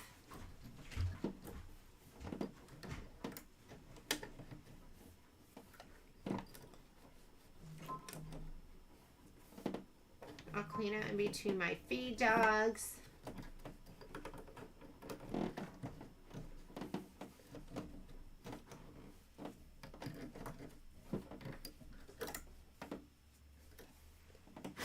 I never use air, like you know how you can spray that air in there, but sometimes I'll just blow it a little bit. Okay, let's try that again. Here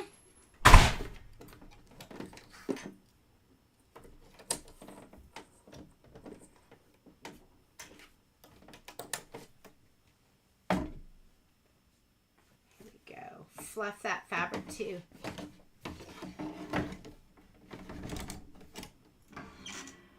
This will get sewn in the seam, so I'm just going to go back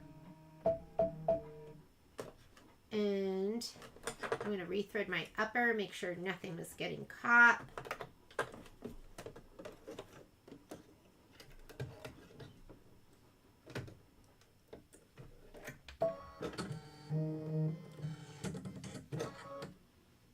And why it is pushing, I don't know.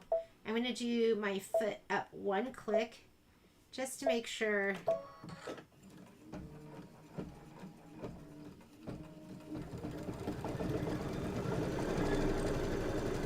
Whoop. Do you see that? Okay, there we go.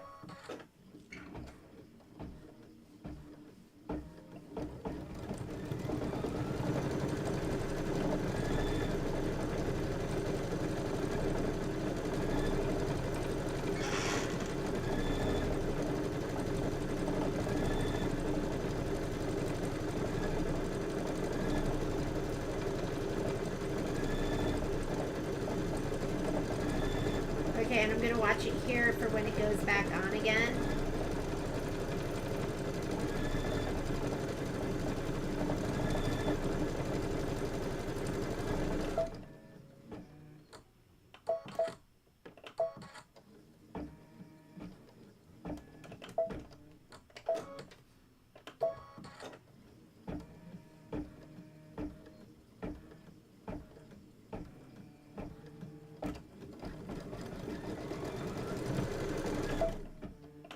Okay, I'm going to just cut it there. Let's go to the next step.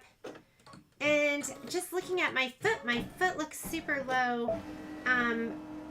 If we weren't here doing this together, I think what I would do is I would turn my machine off and back on again. But I just want to get through this, and then I'll go ahead and do that.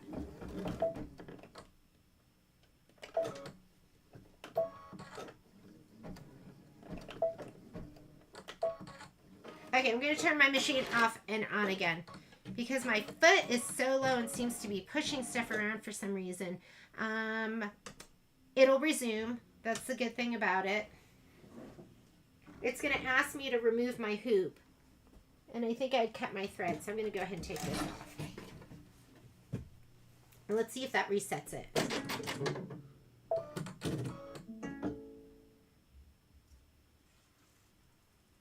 Maybe a piece of over those ends.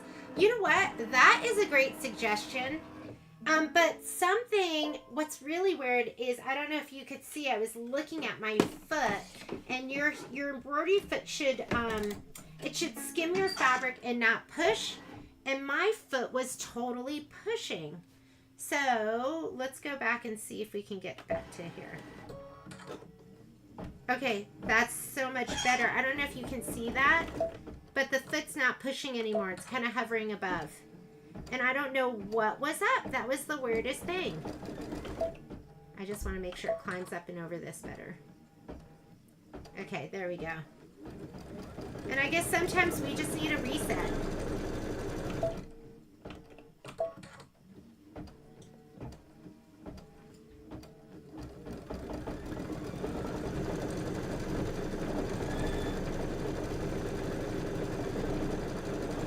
Strange.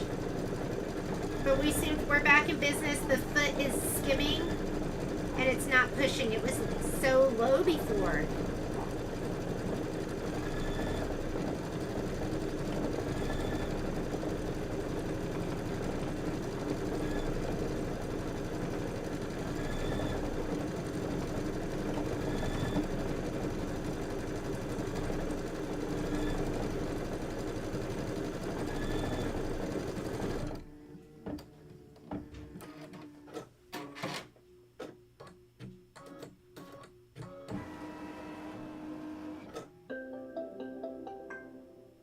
Susan, are you saying using the tearaway for the pendants? Because I'll make a note of that. And that way you can just rip it away You can rip away the stabilizer and then it won't be in your seams and you won't have to cut it out. I've sent you. You know what, April? I added you last night because I didn't have you. I don't know if you got your stuff from us, but I knew you were on the sew along last time. And so I added you last night. So you should have gotten it. But I'm glad you found me anyways. And that was really strange. I have no idea why my foot sank so low and was pushing. But we got through it and we are done. And I'm going to go ahead and take this out. And let's get started for... Is the foot loose? Nope, my foot is on. My foot is bomber. Like, I hand tighten and then I take my screwdriver. And, I don't know, resetting it, raised it, made it, just turning the machine off and on again. It was back to its regular, like, where it should have been. All right, next thing we're going to work on. So we are done with the filler blocks. I'll probably press and trim as we're stitching out. We're going to get into section 1 and we're going to be doing the reef hoop part A. I always feel compelled to tell you that my fingernails are not dirty. This is like what happened from the chemo. It's so weird. Because I look at them like, oh my God, they look like disgusting. I'm hoping it'll just grow out soon and then my nails will look good again.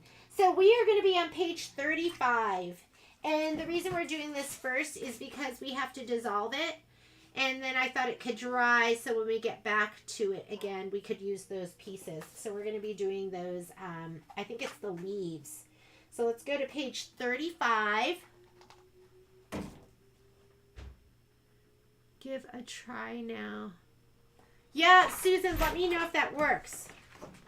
You can be our guiding light that helps us through all this. Look good? It's great. I need to get that barrier. Okay, so part A, we're going to use prickly pear felt leaves. I don't pre-cut them, so I just have my prickly pear all in one piece. This is a piece of cut wash away stabilizer larger than the embroidery hoop. I just had this leftover piece, so I didn't cut it because I'll use that for something else. Can I Yes. interrupt? Yeah. So I'm going to wait until the laundry's done, and then I'm going to move the laundry. And then I'm going to go ski for an hour. I'm going to catch up with Cameron for a beer. Okay. And come back. The dogs really shouldn't be on the lawn because it was fertilized. Oh, yeah. So if you do let them out, like I'm going to put them in the crate. They've just been in the backyard. Okay. Here's my prickly pear. Highly walked and everything else. So Okay. I'm going to let them in right now, but... Can you shut my door? Yeah. Otherwise, Poppy will be all over me. Change to a larger embroidery frame. So it's telling me that because I still have the other design up there. So no need to worry. Just go ahead and just take your hoop and just slide it off. And then it won't know that you have that on there. So I'm going to go ahead and touch my home button. I'm going to go back into embroidery. And let's go to our designs. And we are off to the races. Oops, no background quilting. Let me hit return. We're going to go back to just regular embroidery. Whoops. Okay, I'm sorry. I'm having trouble here. I'm being a little trigger happy. Slow down, Jeannie. P-E-S. That's what I want. And we are doing the base quilt. It's my first time in here. Didn't know that's what it was going to say. And we are looking for the leaves right there. You're going to see there's 5x7 leaves for the reef. Go ahead and set that. I'm going to choose my other hoop size. Let's see. Extra. I'm going to go. I'm using a 5x7. I just always like to know how much room I have. Oh, look at that. We have like so much room. But it's too tall to fit into our, I'm going to put it all the way here on the side. And then I'll have all the rest. Because see my piece right here? So I'm going to stitch them right here and then have all of that. I could use it for something else. Okay, so I snugged it over to the side. I'm going to touch embroidery. And let's follow our instructions. It says...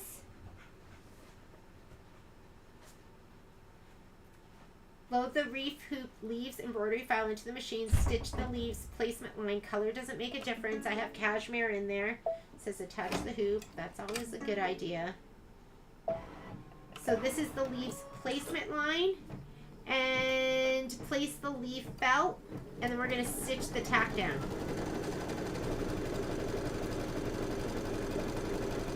I'm going to give this just a little shot of spray over on the edge.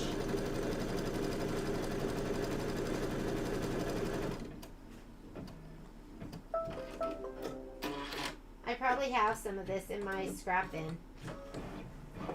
I can't help myself. I have to check. Oh, this is prickly pear. Oh yeah, I have this piece right here. I'm going to just spray that. Let's use that up. I'm just going to spray the little edge.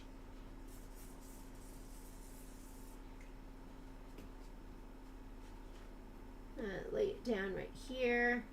Does it say lay it down in that square? Let me see what it says. I want you to go over just a little bit. Over the edge just a little bit. There we go. Okay, now it's going to do the tack down.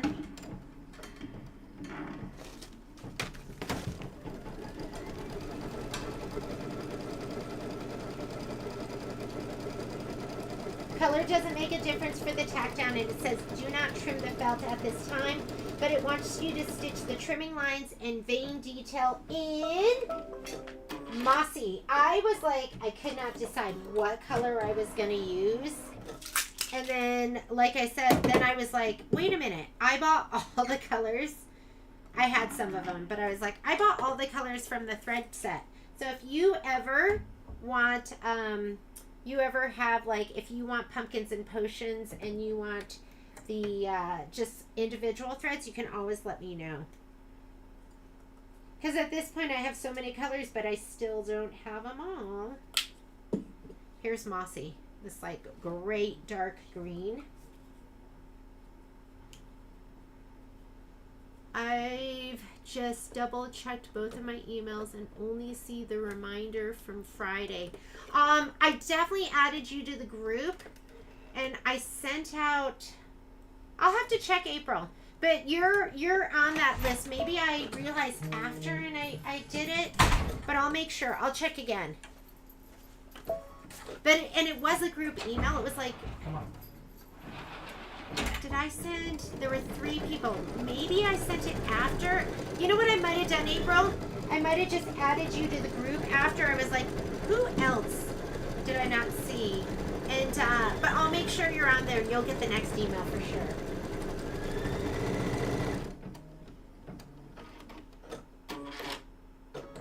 I want to say there were 70 people in the group, so I was worried that some of you might not get my emails because it might get screened out if your server doesn't like group emails.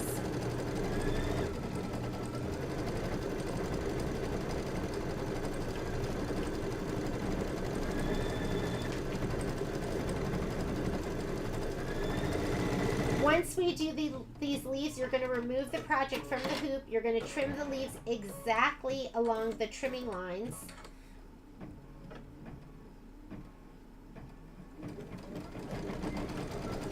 So all you're going to kind of be left with are going to be like the veins. Cutting off the trimming lines, stitching as you go, and then we're going to dissolve it in water. We'll let them dry so they'll be ready when we get to the last part. And then we're going to get ready to stitch out. What's next? The bike? Where's my list? Filler blocks. To everything, there is a season. So this is what you need for our next stitch out. You should have your batting, your background pieces. Your background piece should have shape flex on it. And the hoop size. What hoop size are we going to be using? I have 7 by 12 or 8 by 12, or 9.5 by 9.5, or 9.5 by 14. Any of those will work. I'm going to use my 7 by 12.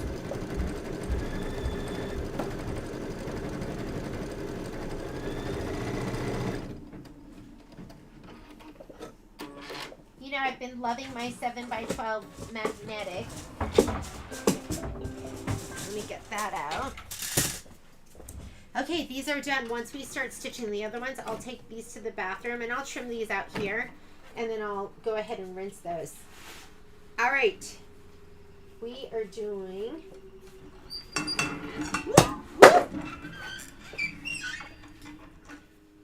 here's my 7x12.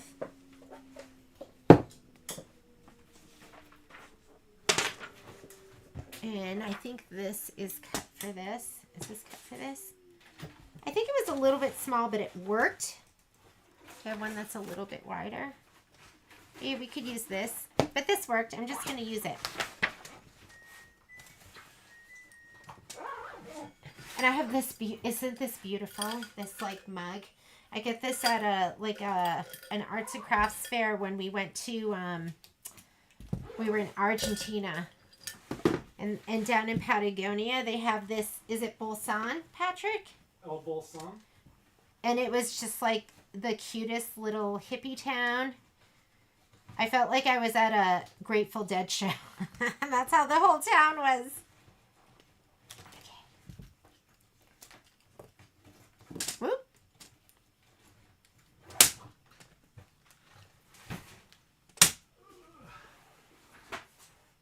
Smooth this out. I'm going to go ahead and reclip these.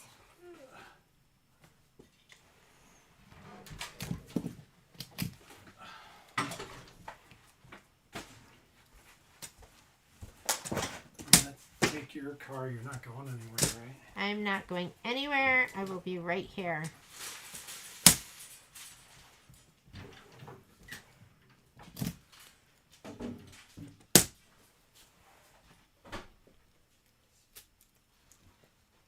I should have a little more fabric. This is probably not cut for this, but I'm like, oh, it works.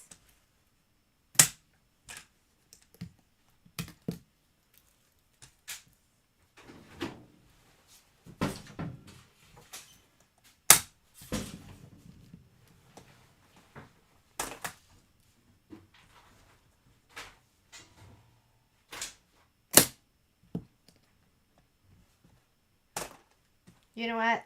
No, it doesn't. And I want a nice type hooping.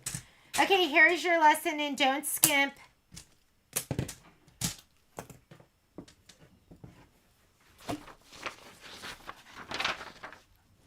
I needed just a little bit more that I could get my fingers on.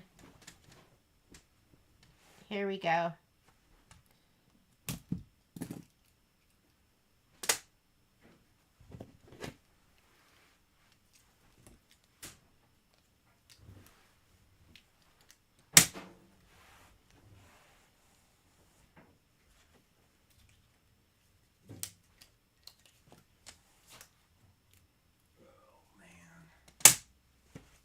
That was probably like fabric for the 5x7 or something. See, you need something you can just get your fingers down on.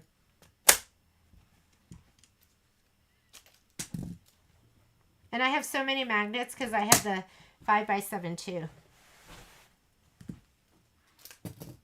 Do you want this muslin dried? Yes. Yeah. I just want to see how it feels. Like if it's nice and soft when it's done, then I'm good with it. Otherwise. And I don't know why that muslin was like so firm. Okay, I'm going to slide this onto my machine. Because it had the same number as my, it had the same number as the stuff I love. The 90-inch. It was just, you know, it was just skinnier, the 45-inch. And I love the 90-inch. I love it. Okay, here we go. I'm going to go home. And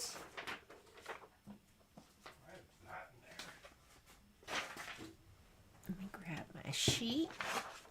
I haven't been looking at your messages. Let's see. Oh, yeah, April, and I sent that out.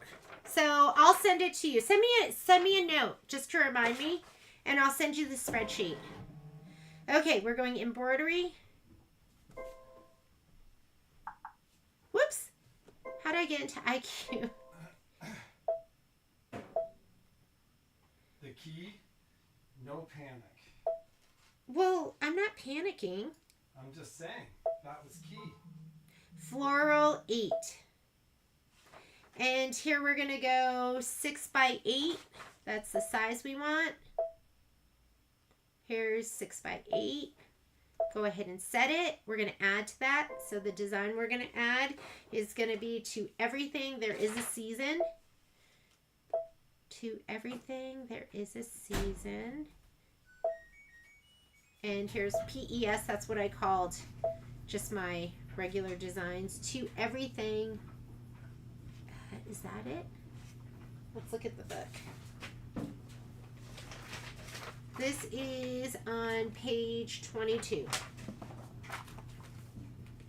And I wire bound my book. I've had a couple people send me notes and they're like, where can I get the book? I want that instead. I just took it and wire bound it. So that is not the design I want. This is the one I want. Here we go. This one. To everything there is a season. Set. And it says they're both centered. I also have been adding that information to the spreadsheet too. And this is going to be important as well. Quilt first or quilt second is going to be important for some of those piece blocks that we're going to be doing. So we're centered.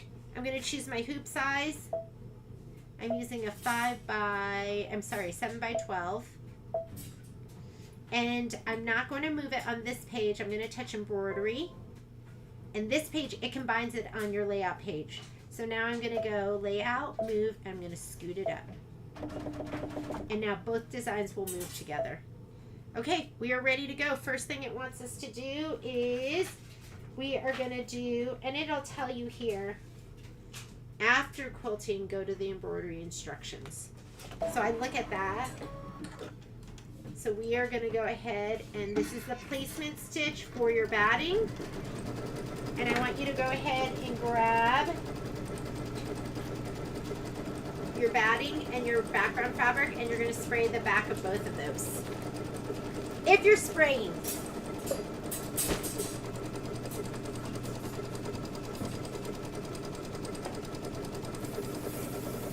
Patrick, you need to look over that email and fix it for me and send it. What did you say? You know that email that I wrote? I want you to... What about it? I want you to fix it and send it. Tonight. Okay. Okay, just go ahead and take your pre-cut batting that should fit this. And I've been cutting mine like the tiniest bit bigger. And now we're going to take your background fabric and just center it to your batting. You want about an inch on every side. You can feel before you push it down. I'll like just run my hands over it and just make sure. There we go. Looks good. Now we're going to skip some steps. I'm going to get rid of this layout. I'm going to come here where I can go forward and backward stitches, skipping the batting tack down, the fabric placement, and I'm going to do the background fabric tack down. I'm leaving that mossy in there so I can fussy cut to that line, and we'll change out for the quilting. I like to just kind of push it down a little bit with my fingers, make sure there's no lumps or puckers.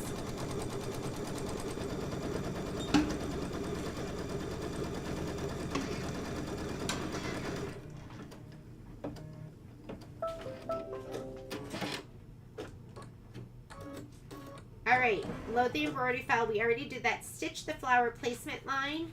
And those are going to be in white.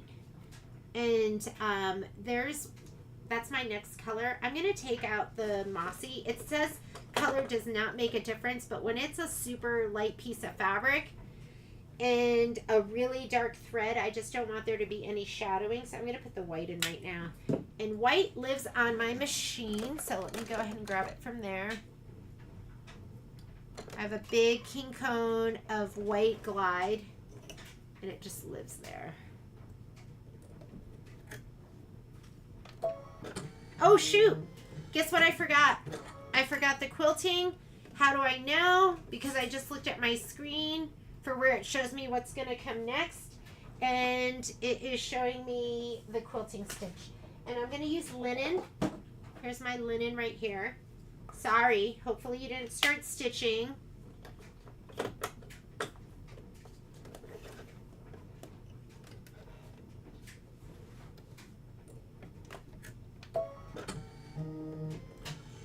And let's go ahead and do the quilting. It's going to be 4 minutes.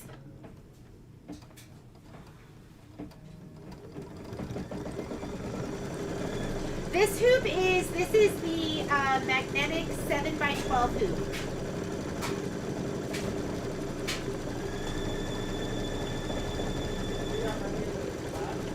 I don't think we have any left.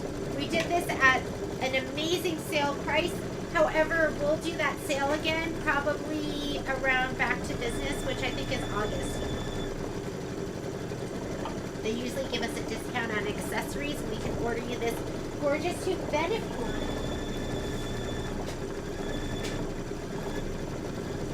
All right, Miss April, I'm going to check right now and see what happened there.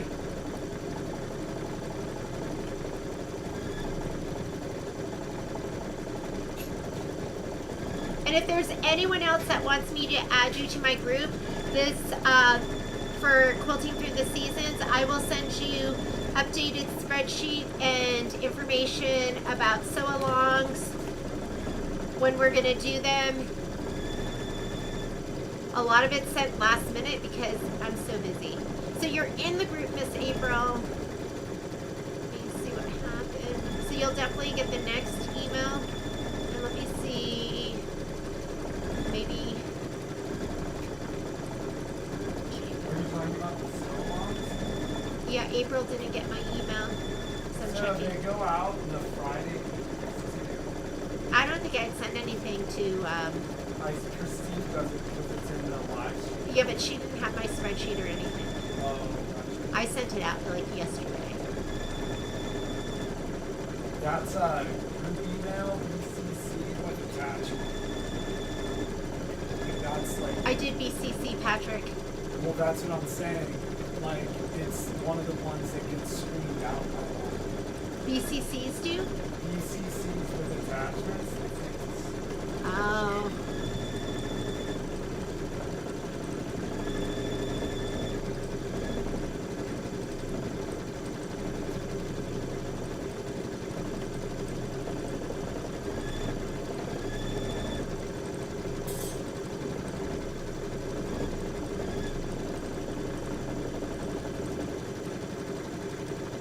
Yeah, April, you show on the email list. So it was definitely sent to you, and I don't know, Patrick's just saying, I just checked and you were on the list of sent people. So, how do I get back? Patrick was saying a lot of times, group emails with BCC sometimes get screened out. Yeah, with attachments. He said BCCs with attachments sometimes get screened out, but you are on the list and it shows it as having been sent. But I got your email, and after this, I'll send you I'll resend it just to you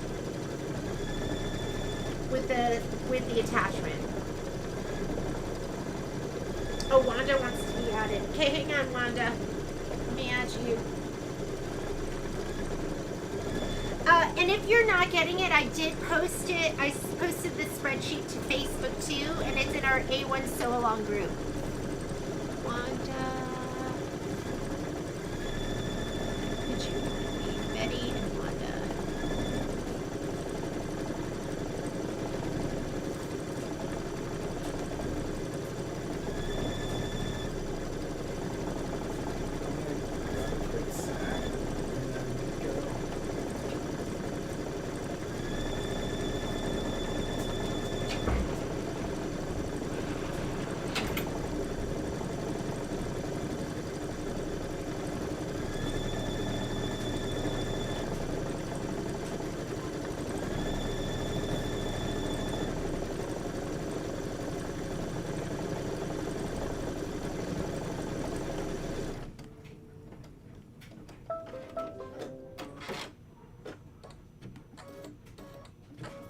Okay, Miss Betty, Miss Wanda, I just added both of you.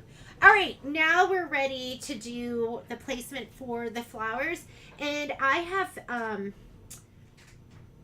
linen in. I'm just going to go ahead and use that. It's pretty close to this color, so I'm going to watch really carefully where it's stitching so I know where to put my flowers. Otherwise, I'd have no idea. Oop. So right here.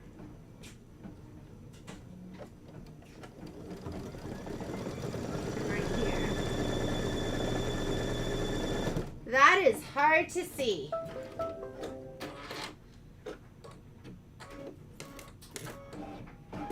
Okay, I'm just going to put a pin here and here so I know before.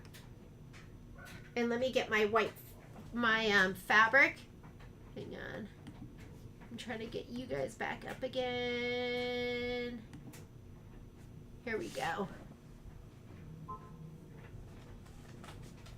All right, and I am looking for these two pieces, which was really funny because a lot of times you would think that we would have put shape flex on any of the light fabrics. I oftentimes think we should put on shape flex so you could see it. Just know, ladies, I will be here next Monday, and I'm going to be working on Section 2 next week. And if I can get ahead, which you know how hard that is for me. Here's one piece, and here's the other piece. It might not be until the day before, but I will post, you'll know I'm going to be here next week. And this spreadsheet has, it has Section 2 on it. I'm going to try and look at Section 3 and get that done too. So, we stitched the placement line. I placed the flower fabric pieces right side up. I want to say it was royal icing that I just put down. We're going to stitch the flower tack down. This is asking for white. So the white with a dot is white. The cream with a star is linen. So I'm going to put white in. Now is the appropriate time. Strange as I usually get your... Yeah, I don't... You know, I worry because... I just have a lot of issues with people not getting large group emails. But you can always send me something too that says, hey, could you send me the spreadsheet? I don't have time to send them all out individually, but if you are not getting it, shoot me a quick email and I can send that to you. Okay, this is the tack down, and then we're going to trim close to the stitch line, so get your snips. If you have snips, let's use them. Did I not hit my threading button? I'm going to go back to the beginning of that. I'm just going to hit this button right there.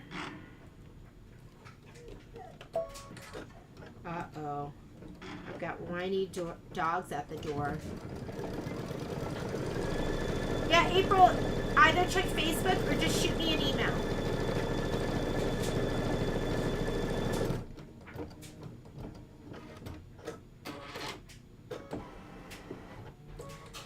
I best not be in your junk.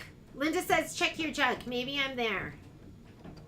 Oh, Lynn Mitchell asked, is this the hoop that came with the Altair upgrade? I do not think this is. I think the Altair upgrade had the,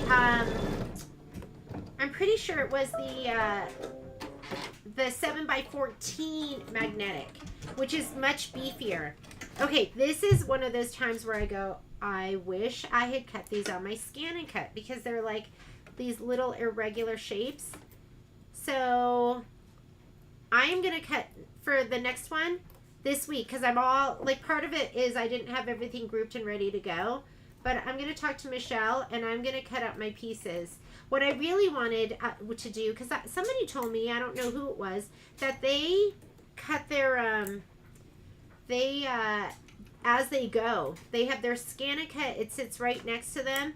And so while they're, doing their block, they'll just cut their piece for that block. And if my fabric is all prepped, but, I think that would be too much pressure for me. because you know I'm not a huge experienced ScanNCut girl.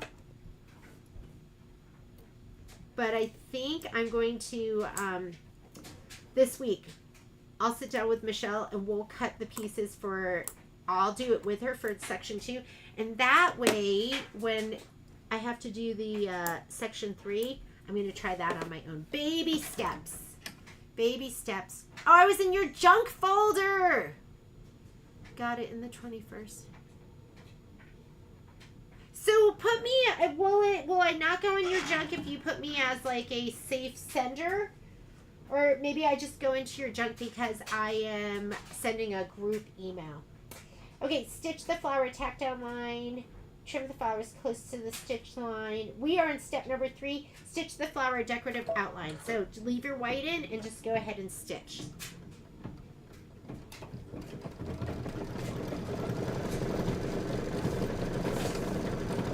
And while it's doing this, I'm going to grab these leaves and I'm going to trim them. I just popped it out of the tube. I have a number of scissors that I really, really love.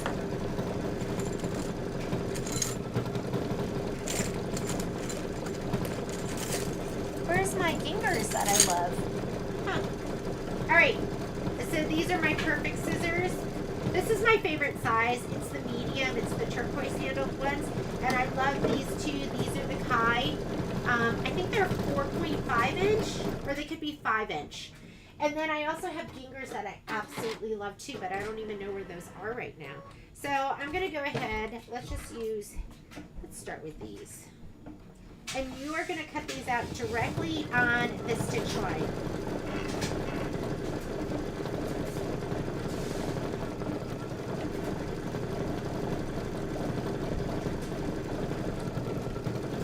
I am a true lefty cutter.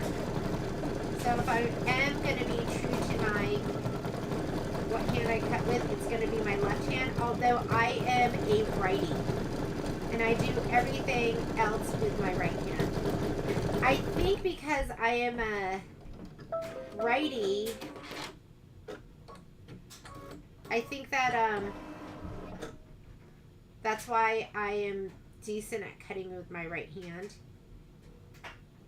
So my mom said when I was in kindergarten they were worried that I was cutting with my left hand, and my mom was like, what's the big deal? She's like, I don't know what the big deal was. You know how they used to try and turn lefties into righties and everything? Okay, next step. It says stitch the season placement line and place the season fabric right side up. Change the bobbin thread to match the... So I'm going to go ahead and put blocking because it's going to be in black. So let's go ahead and do my placement line in black. I'm taking my white thread out.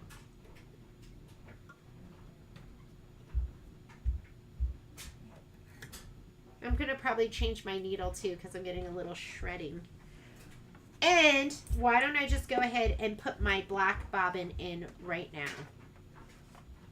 Because it wants you to match. And I'm thinking they want you to match it because maybe it was pulling up some of the white. So sometimes it's just easier just to put in a matching bobbin and then not think about it, right? Why go through the heartache? I love these bobbin boats.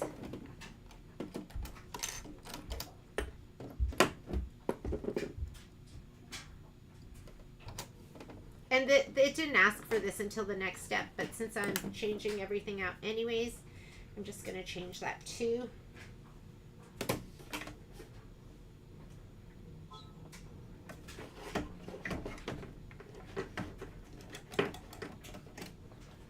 going to put my black in.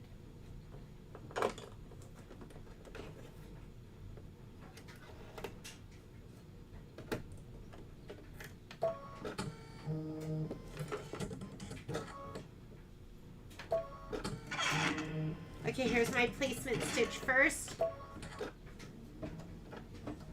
And then here's our black piece of fabric. I'm going to give this a little shot of spray.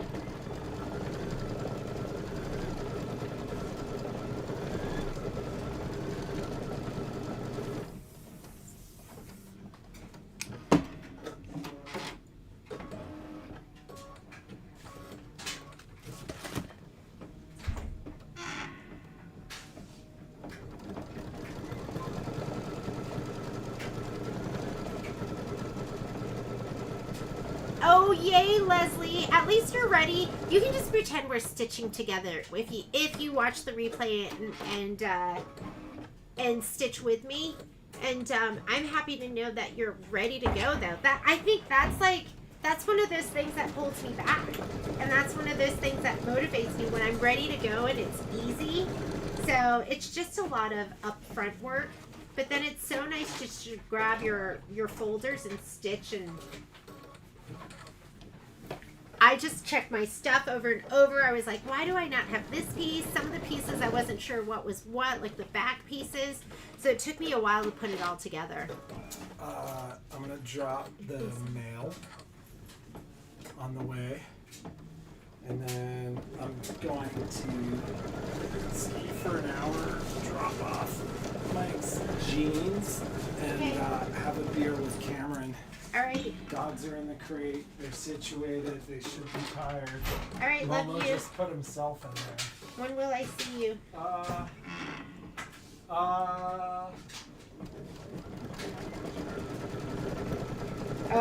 that was smart of Patrick. He wouldn't give me a time, so now he's not accountable. Because the other day he said he was going to the climbing gym and that he'd be only there for like an hour, but then he was gone for like 2.5 hours. Because he goes with his boyfriends, and you know Patrick loves to talk. So they just talk and love on each other. Who's loving on each other? His boyfriends call him all day, every day. I'm like, can you tell them to not call you during the workday?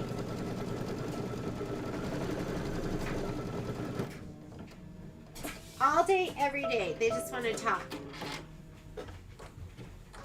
I refuse to be a man who dies from loneliness. Oh my God. You have me, baby. You won't be lonely. Did you hear him? He says he refuses to be a man that dies from loneliness. Whatever. He is not going to be lonely. Okay, I just put down, I'm not even looking at my instructions. If you haven't done it yet, you want to change your bobbin thread to match the top thread. In this case, I'm using black. And then it says, stitch the season tack down line. Trim the fabric close to the stitch line. I think that's going to take a while. A lot of innies and outies with all that lettering.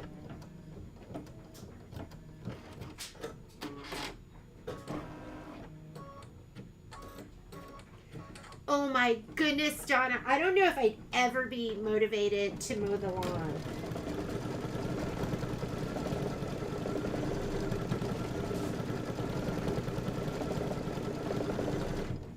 When we were kids, I didn't even know you could get like a lawn service. Like we were the laborers at my house.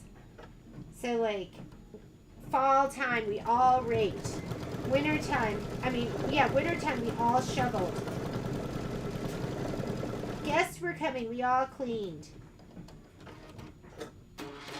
And then summertime, we were all pulling weeds and mowing the lawn. My brothers actually mowed the lawn.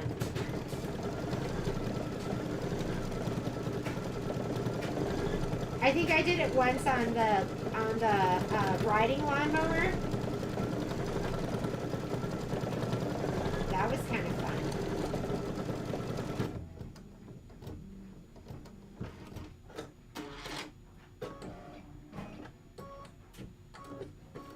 Okay, I'm just trimming these while I'm sitting here.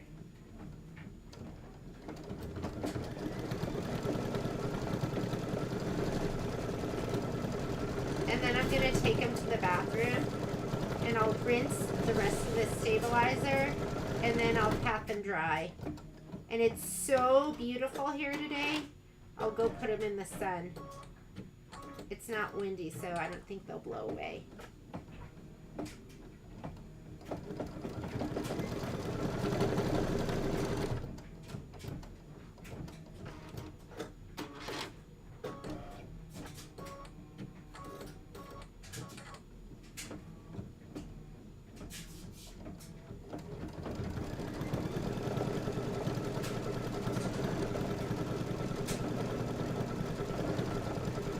We're gonna keep this.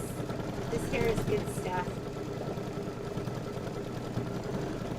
goes back into my scrap bin. This feels really thick.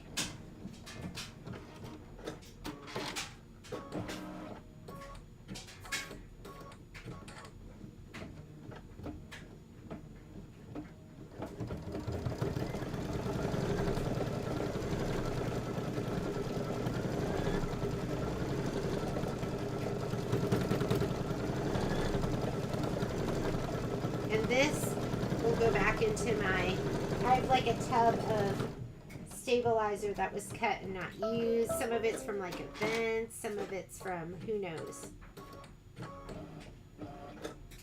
Okay, that is done. We're going to go ahead and trim that, but I'm going to finish trimming this last leaf. Feels relaxing today. I don't feel like I'm in a frenzy like I do with most. I think because I did a lot of work this weekend. So I'm like, I feel like, you know, I got this. I got it, girls and guys. Okay, I'm looking for my snippy snips. Uh-oh, Lynn, your machine had to go to the machine doctor. Finish it and almost through. Broke another needle out. Uh-oh, yeah, you need that pad. So that little pad, that holds the thread for the cutter. And you guys could see I'm obviously having some issues too. I don't think I can wait any longer. It is time. I think I'll just bring in my machine and have them service it this week.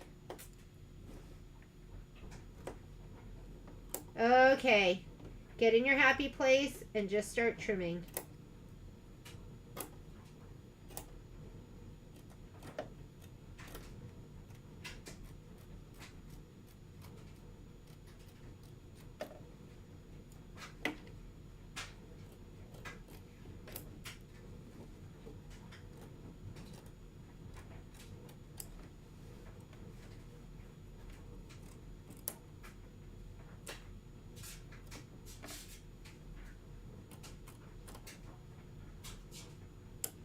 What's everyone watching these days? This is like if I was here by myself, I would turn something on the TV. I watched, I love PBS. I'm a huge PBS fan and American Experience. And what did I watch the other day? I watched, I watched this whole special and it was, or not a special, but the show was all about the pap smear. And how it came about, and that the pap smear was actually named after, I can't remember his name, but he was a Greek doctor, Papa something, and so it was named after him, and that his wife did research with him, and so for every day, and I can't remember how many years it was, she let him perform a pap smear on her, and it was something like 1,000, like 1,100 pap smears that she had in her lifetime. And that she was the one that trained people how to be able to read the, the slides and everything. It's pretty, there's so many amazing people out there. Thank God for them, right?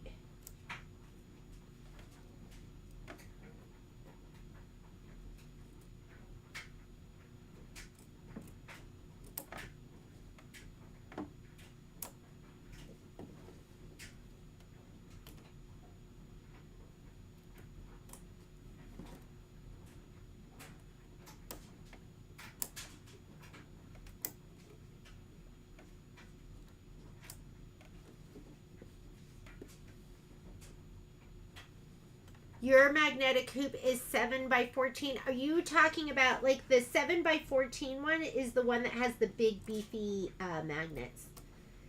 This 7x12 one that I'm using is the one that has the smaller magnets, like the 5x7.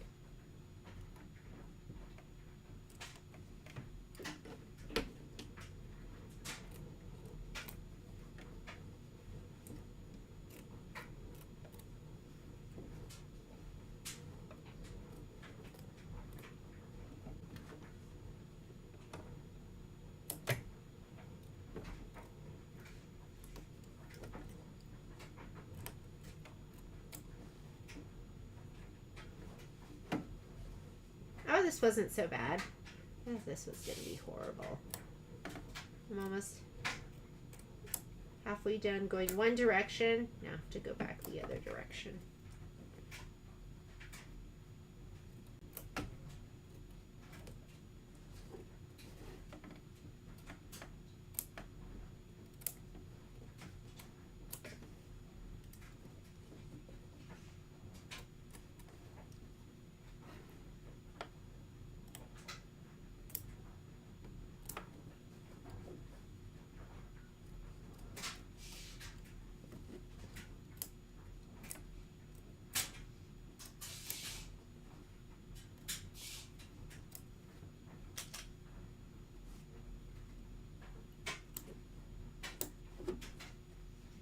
Okay, I'm going to turn that hoop.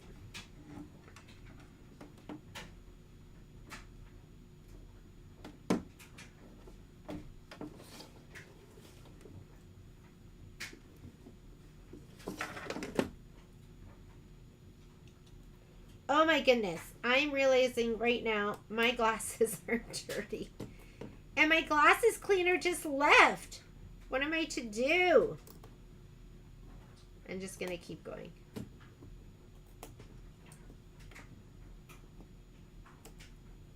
I'll go up. We'll take a break and I'll go upstairs and go get a little cleaning pad.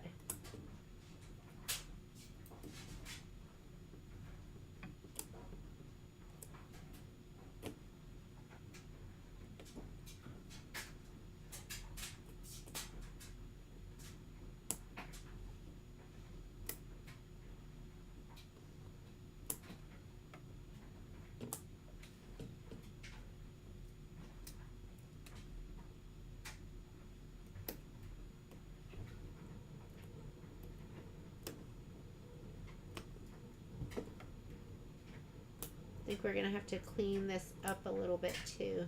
Meaning I'll just grab a piece of tape and get all of those little threads out of here.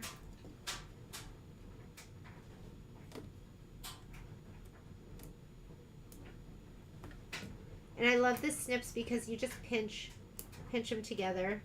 I think that makes them really easy to use. And let's get the little center out of here too. Gotta get that too. Make sure you're not going through all your layers.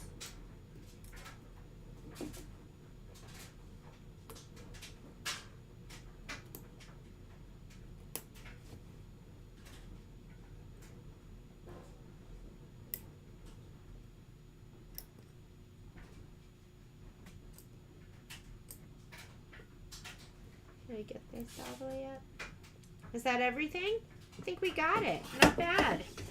Okay, I was dreading that. That really wasn't as bad as I thought it was going to be. Let me grab my tape because I want to clean this up just a littlest bit. See if I can find it.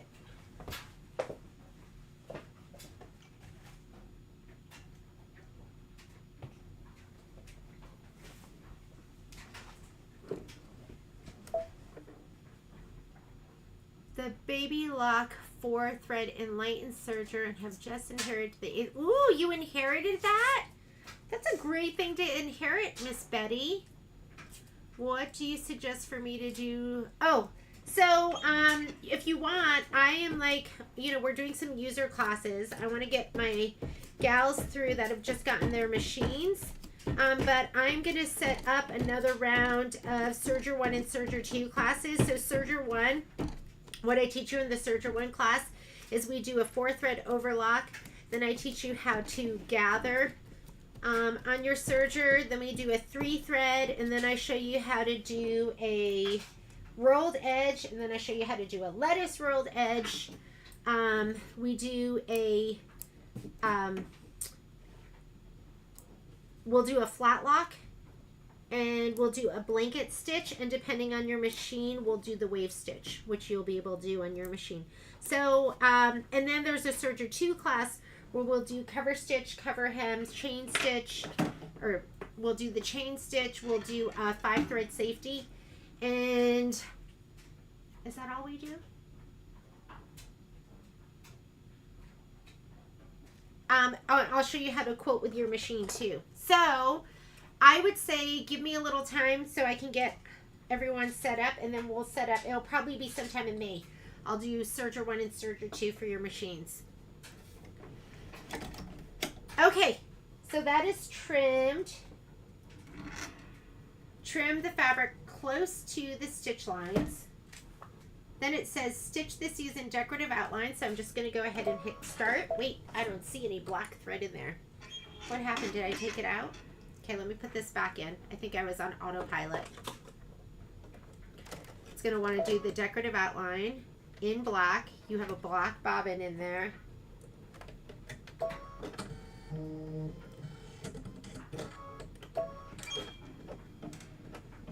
And then we're going to stitch the sentiments. That's all going to be in black. Then we'll change our thread back to white. And we're going to do mossy. So the other colors you're going to need that green again. And then you're going to need, it's called Vegas gold. So it's a dark gold. Okay, this is going to take 5 minutes. While it's doing this, I'm going to go ahead and rinse out my leaves. I'll be right back.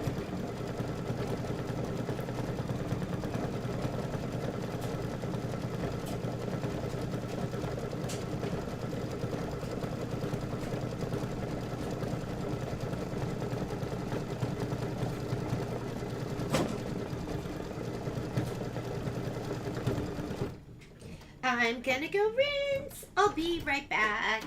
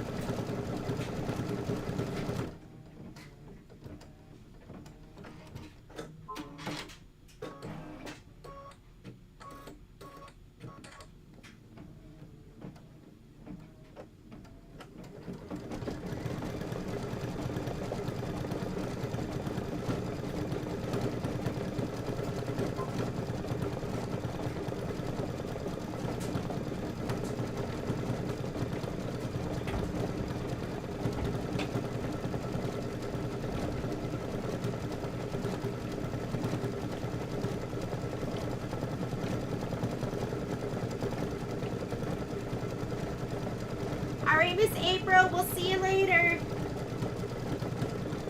Oh yeah, of course, Shelly. You can take that class again. Send me a note.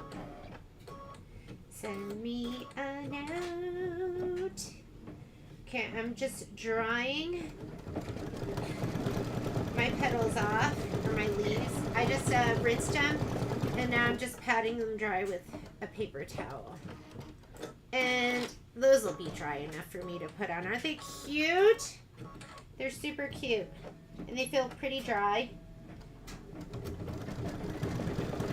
Sometimes I'll go back in here because I don't like these little threads like peeking out. And I'll just clip those off. I'm just going to lay these down right on the edge of the table. I think what we're going to end up doing is we'll end up doing this one and maybe the bike. And then the rest will be homework. I mean, how long is the wreath? Maybe I can just do that too. Because you know what happens? Life gets busy. And what I really need to do today is I need to finish, I want to finish up because I'm going to get that class posted. I'm going to finish off that, the tea towel in IQ Designer. It was so much fun. I think you guys are going to have a good time.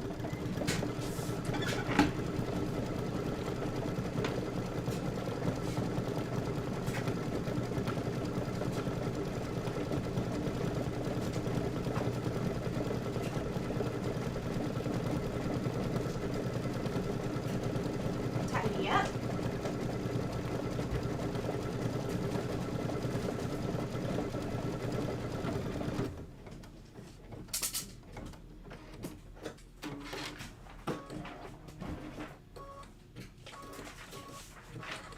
So the bike will do in a 5x7.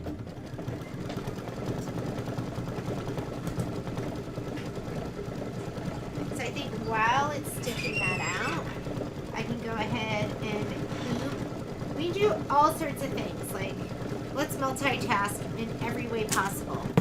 So here is, so this should be my 9-inch. I wonder what I have this cut for. It's 12 inches. Oh, 10.5 inches. 10.5 inches. I usually use that for my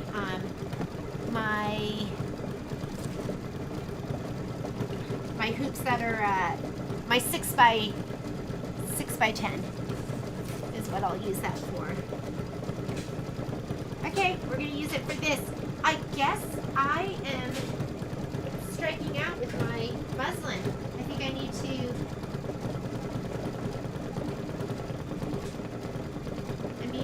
bring some muslin home. What I don't like is I don't like not having the right size for the job. Oops.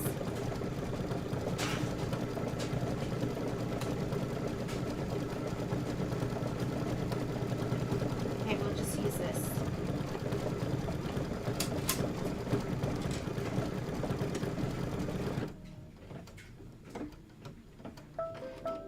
Oh, let's use my other hoop.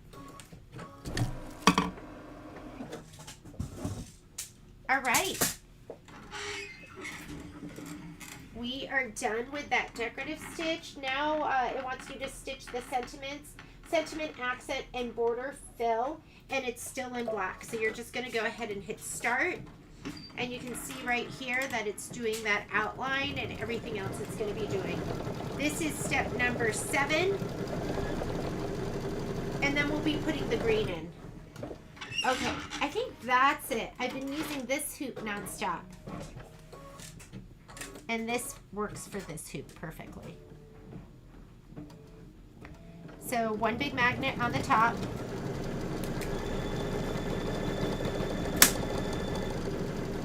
Smooth it down. One on the bottom. And then my little ones for the side.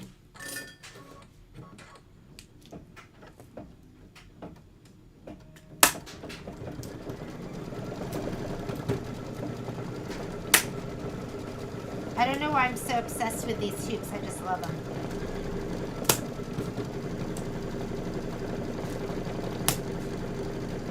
Okay, we are ready for the bike. Let's see what else we have to prepare for the bike.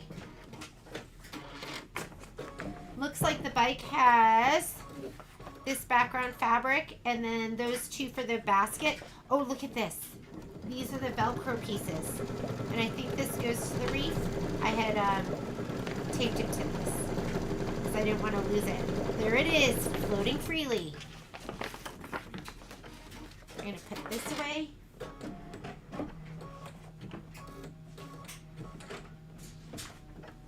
Let's see what's going on. So we'll, after it stitches out all this lettering, we're going to do the leaf fill in mossy, and then we're going to do the flower center fill in dot detail with Vegas gold, and that one will be done. For the bike, is the bike coming up? Do I need anything special for the bike? No, I think we're going to be ready to go for the bike. This will be next.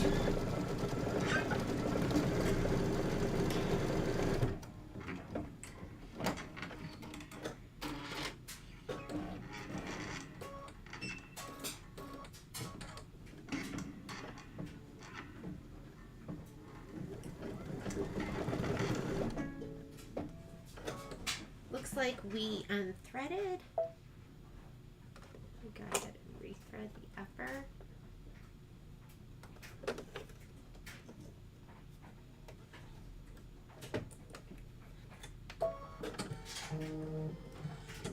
I'm going to go to the beginning of that letter, and I'm just going to hit -1 on my screen. This screen kind of stays up for me, so it's always ready to go. So I'm going to take it -1 until it goes to the Y, and then I'll go +1.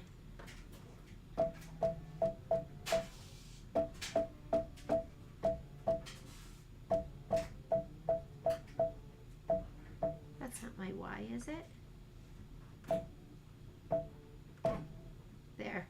Okay, +1. And that should be... Is that the Y?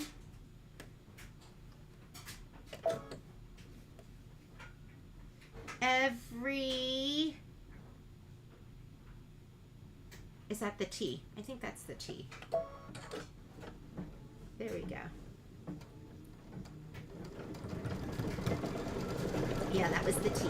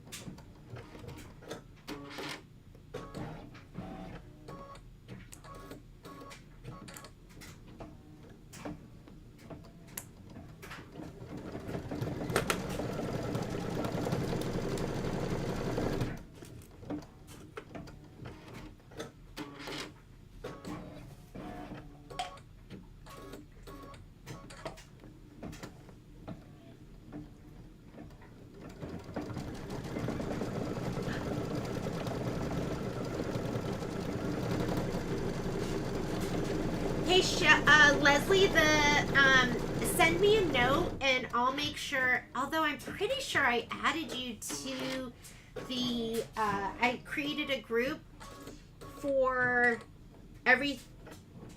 what are we quilting again? Quilting through the seasons. I created a group and I'm pretty sure you're on it. So April couldn't find my email either, but it went to her junk mail. So check your junk mail and see if I'm in there. But I sent you an email about today, so along with an updated spreadsheet. So I think you'll probably have that. If you can't find it, you can find the spreadsheets. I usually post them in the Reno or the A1 Sew Along group.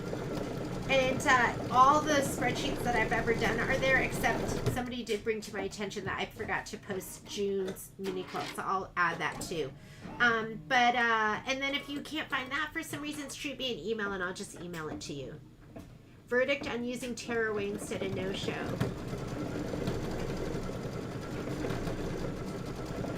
Okay, Susan, I'm going to add that right now. I'm going to put that note in. So did you guys all hear that? Susan has agreed to be our guinea pig, and she is stitching this ahead of us. So she's giving us helpful hints. And what everyone has said is that those, whoop, look at this mess here. Hang on. Let me cut this. I was not even paying attention, but this is. Let me go ahead. I'm going to rethread and just make sure my thread looks good. Yeah, it looks fine. It looked kind of messy there, so.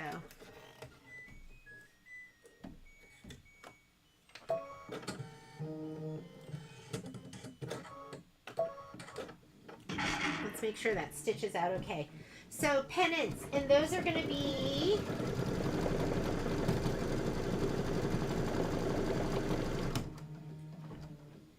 what page are we talking about? Are these the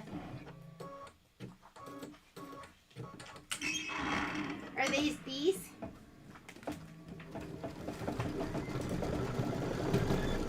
Fall leaf pennants, like all of them. Spring flower pennants. So these are all calling for light mesh cutaway stabilizer. And I think what Susan said is, so she's saying page 77. So instead of using, here we go. instead of using the light mesh cutaway and the light tearaway, optional for added support. Get rid of, are we saying that we're going to get rid of the cutaway totally? Miss Susan, and we're just going to use the tearaway, and you said you used totally removed verdict. Medium tearaway. Okay, so I'm going to make a note right here to use medium tearaway. And do you think we should use the medium tearaway for all of them? For all of the pendants? Because we have a whole bunch of pendants coming up. So we have these, the spring flower pendants. And then we have the summer flower pendants. All of these, the leaves. That's what worked for me. Okay, I'm going to put medium tearaway. Everyone who's doing this, I would add that to your notes.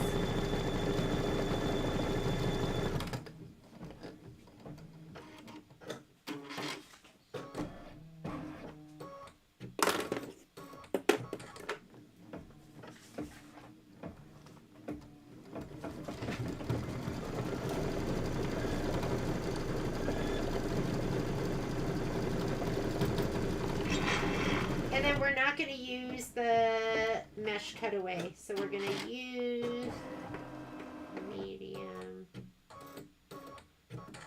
tear. Oops. Sorry. New.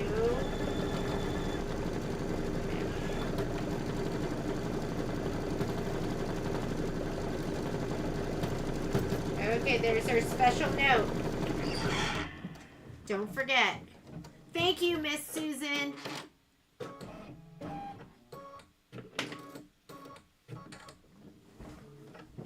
And because I have a tough time just sitting here, I'm going to grab my tweezers and I'm going to start cutting those jump threads because they're driving me crazy.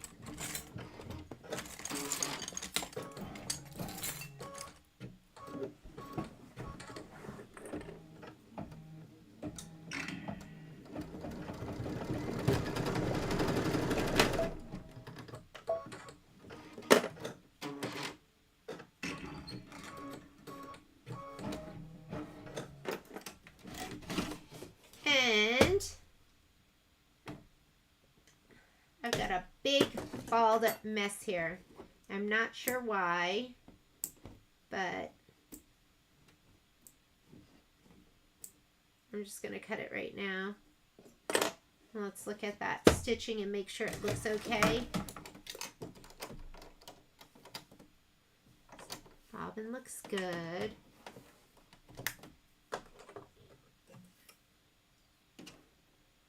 And you know, this is what happens when you don't service. So Jeannie's machine will go into the shop tomorrow. I'm not even going to tell you how many stitches I'm at.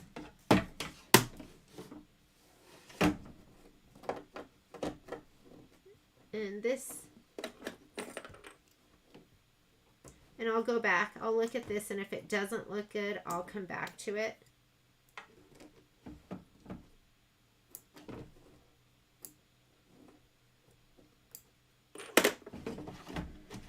Let's go back on the end because I'm partial right there.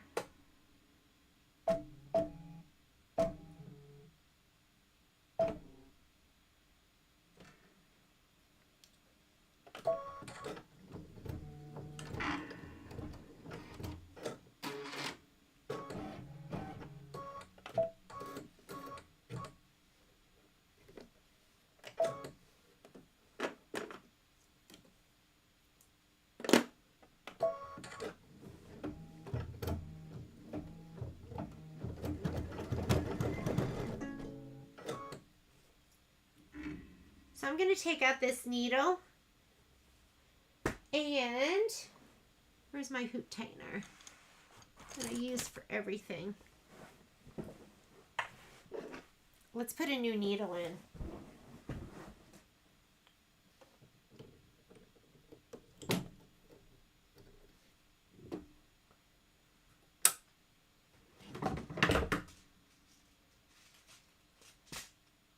I'm going to go anti-glue. Maybe he'll slide a little smoother. And the other thing I'm going to do is, this is a spool of thread that I'm just trying to get rid of. But maybe we'll just chuck it.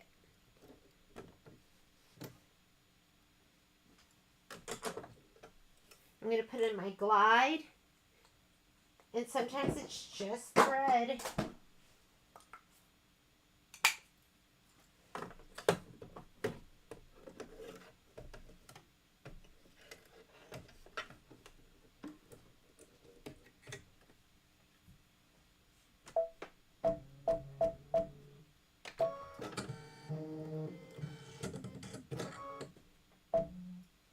Let's go there.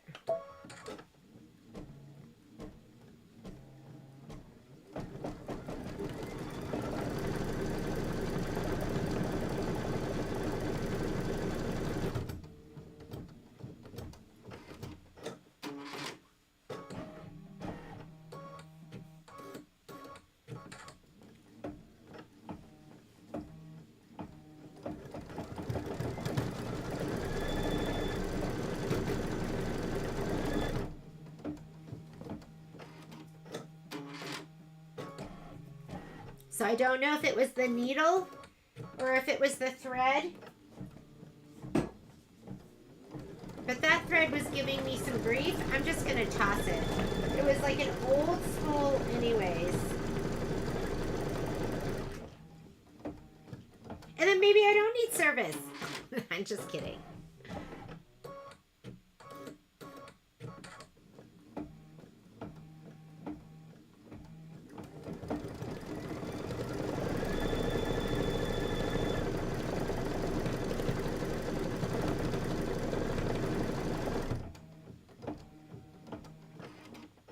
Do you have the anti-glue needles in 100 packs?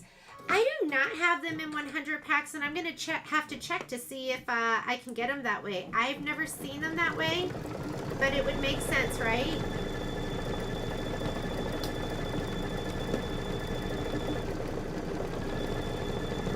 Okay, I can't believe I was suffering through the stitching up here. And now everything is like just running beautifully.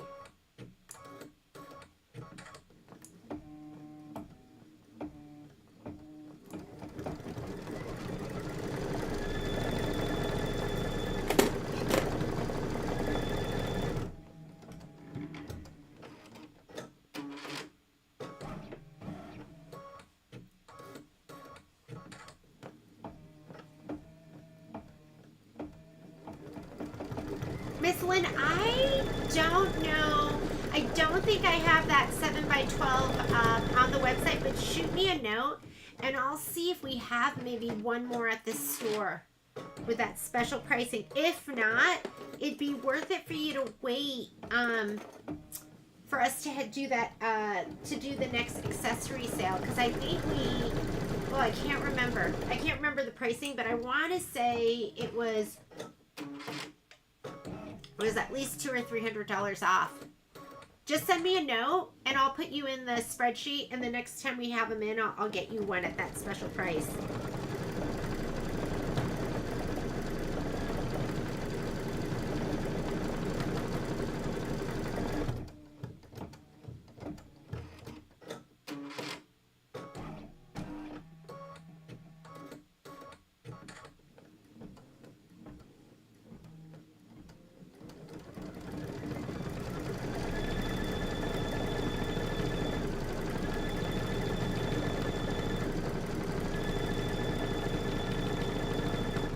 And Wanda, if you send me a note, because I don't go back through the chats from the sew-alongs, but if you send me a note, I'll see if I can get you the anti-glues in a 100 pack. I've never seen them, but I'll check.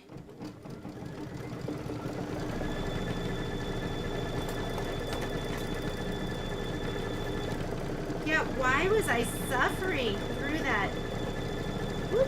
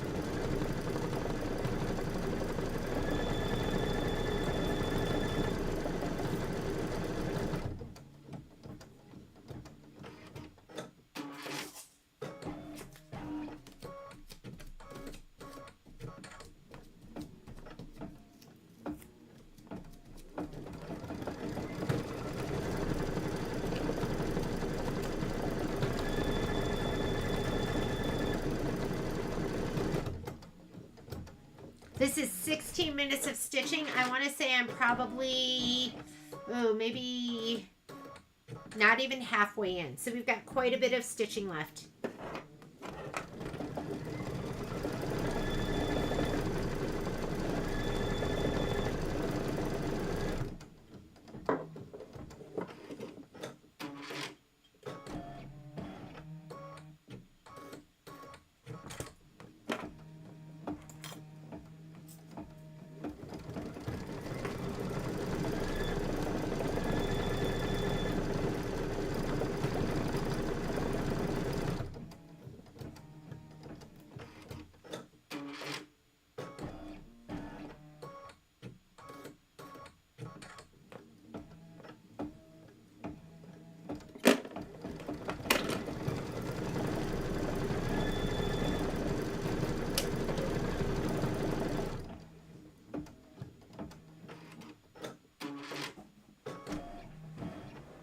I will be right back. Hopefully this will run smoothly.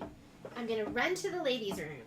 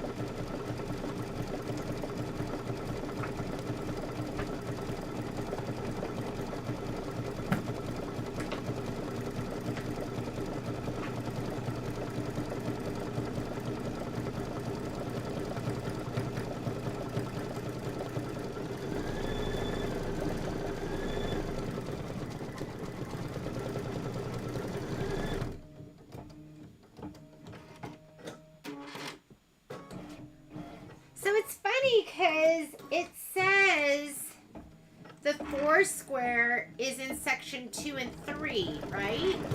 But if you look at the picture, let me see. The 4 square, maybe I'm confused. But it looks like right here, the 4 square is in section 1. 1 and 3. So I think what I'm going to do, because I'm just sitting here, and there it is in section 3, I think I'm going to piece that right now. I'm going to use, I have a PQ 1500, so we got to get that together, right? And here are my pieces, ready to go.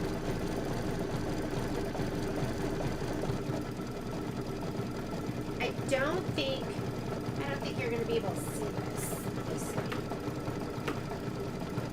Maybe it'll reach over here.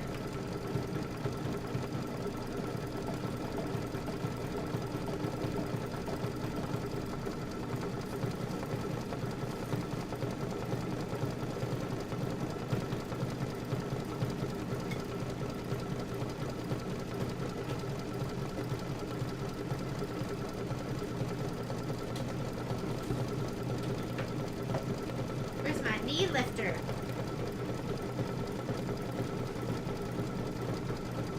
Let's see, can we reach? Kind of, right? Okay, we'll kind of get a little side view. Let me thread her up first. And if you don't have a PQ 1500, I feel like this is one of those machines that everyone should have in their sewing room, because it fits. It's a straight stitch only machine, but it comes with a lot of accessories, so I feel like that makes it more versatile. But anytime I need to do anything heavy, this is the machine I use. Like, it goes through fabric like butter. And I'm piecing with Deco Bob.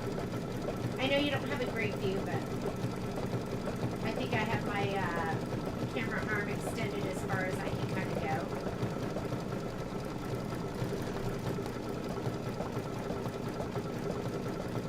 But like that seam in your jeans, it goes up and over. The only bad thing about it, I think, is the lighting. But I have this little, like, my caterpillar light. This is kind of cool. So, and it has like a little holster here on the side of the machine. Anyhow, this is kind of the best view I can get for you. I'm so sorry. Let's see, can I get it a little more? Here we go. Now you get to see all the little dirty bits and pieces of my sewing room. Let me get my needle in the highest position. This is a machine that threads left to right.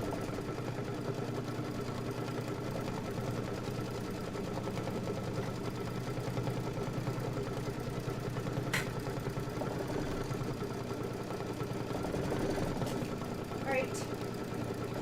Let's see. I like to piece out of 2.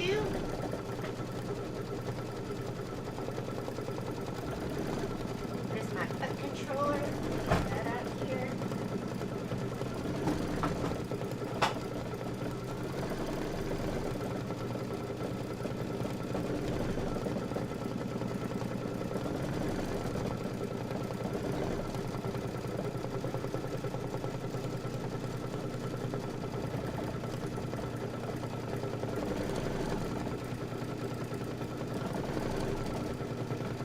And I usually use my knee lifter with this, but I can't even tell you how awesome this machine is.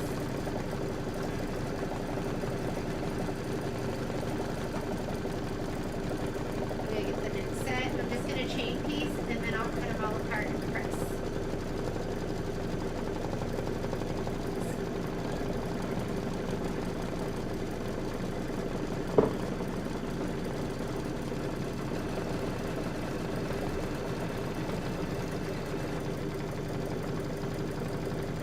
It's simple, but what it does wonderfully.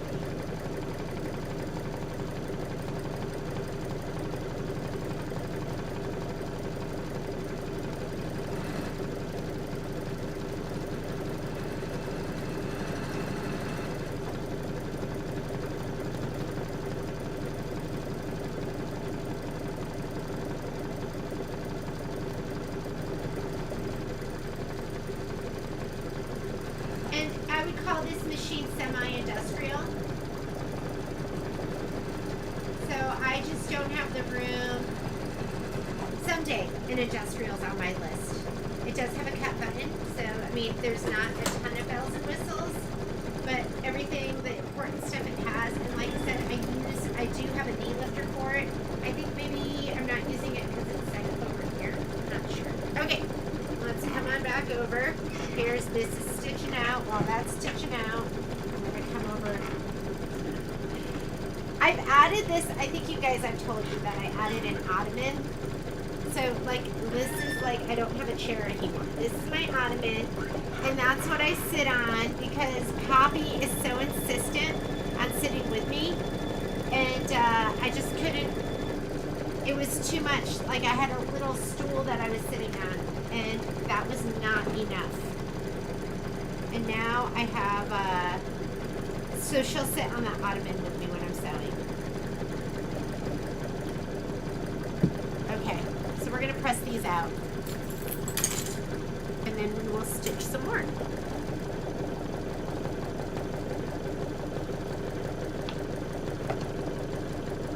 I'm gonna get my clapper. When I'm piecing, I almost always use a clapper, depending on how lazy I'm feeling.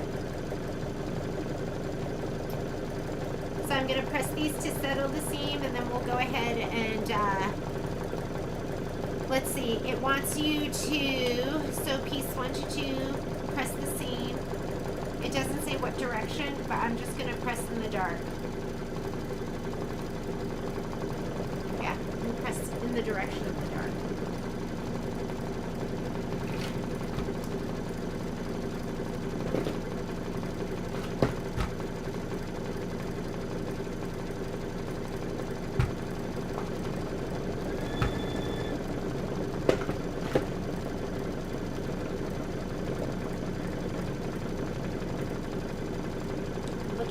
Best press.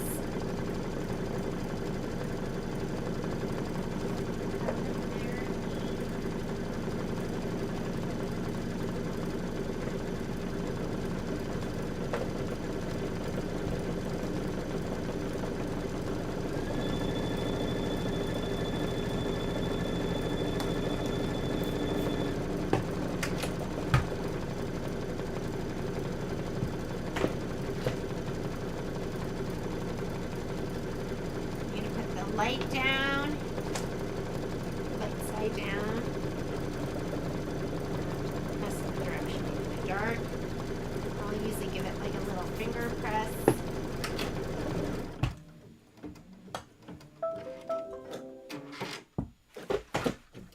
Whoop. Okay, well, that finished up the black. The next color it wants is the mossy. And if you look at the screen, it's showing you the leaves. So that's what it should show on your screen. Make sure that's what you see. You're going to see right here, it's showing me that it wants to stitch out the leaves now. And as long as that's what you're seeing too, go ahead and put in your darker green. And I have not been looking at this screen at all. Let's see.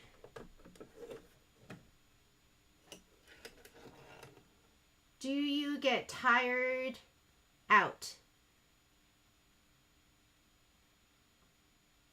Yes, I get tired out.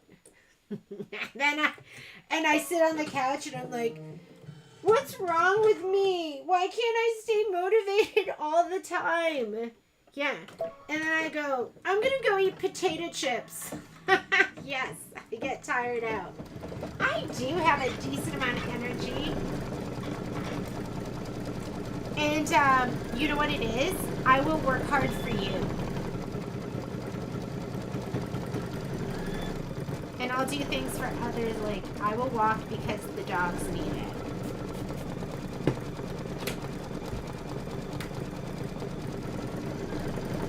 Oh yeah, I get tired out. I wish I was like 30 or 20 again, late 20s.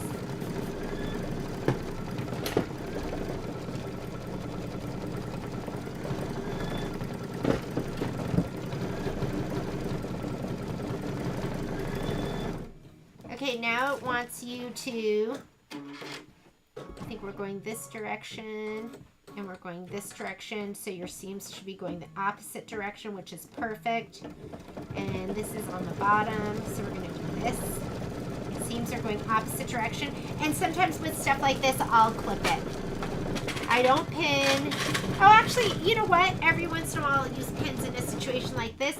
My favorite pins, where are they? Pin, pin, pin. I love my magic pins. And I love this. I saw this on like Shabby Fabrics. But I love my applique pins. Like, because they're very thin and they will just go right through the fabric. Like, I didn't realize they made different pins. Like, I didn't realize they were different thicknesses. And that my flower head pins, which I love for quilting, aren't really the best pins for piecing. So these are great because they're super thin and they just pass through the fabric really easily. And I love that. Like, because you can buy fine. I want to make sure it's like even down here too, so it's perfect. Okay. And there's extra fine, and you can get like 0.05 in diameter, and you can get point. Is that right? Are they both like that? Yes, they are. Okay. So for stuff like this, when I'm piecing, I like extra fine. It just pushes right through the fabric. I don't know if you've ever like put a pin through like a quilting pin and it's just like it's a little harder to push through. And you know I don't like using pins very often because they're finger-seeking pins and they always stab me. Okay, let's check in on this. Oh look, it looks great. 4 more minutes. What was 4 more minutes total? I'm gonna take this over, climbing over my ottoman, and let's piece.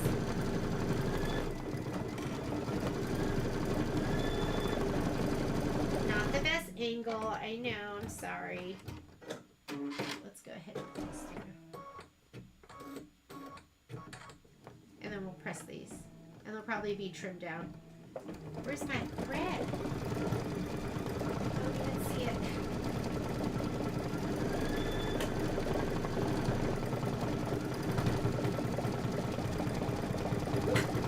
Gotta put your needle up in the highest position. There's a little red ball on the bottom here. You wrap your thread, keep your fingers nice and close. And I'll pull it right to the back. Oh, I forgot this thread tie.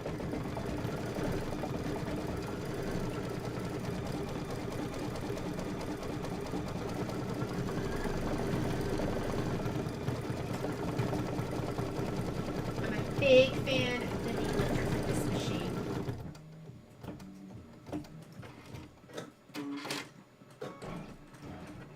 The other nice thing about fine pins is that a lot of times you might run the risk of your needle hitting your pin. And since these are so fine, sorry, since they're so fine, a lot of times that needle will miss it. And it doesn't like pull and distort your fabric as much. So I want to say the ones I use, these are the patchwork pins. Extra fine. This is where I would use my knee lifter to get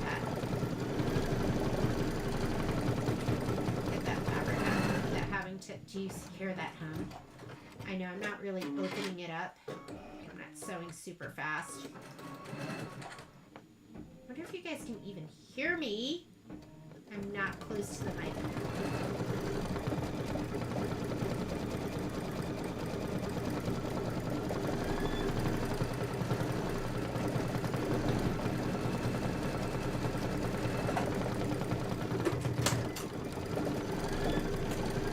Okay, let's go press these and then these will be done.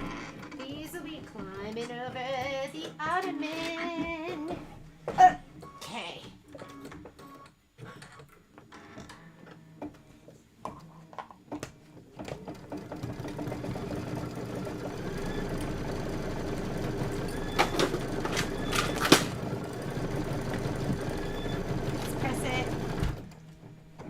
drill your seam.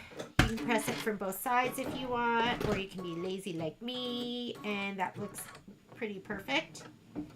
And repeat. This is going to get quilted on. I'm going to take this last seam, sew the chain it, and press the block well. I'm going to press the back seam open, just so everything lays nice and flat. We're not stitching in the ditch, so it's fine.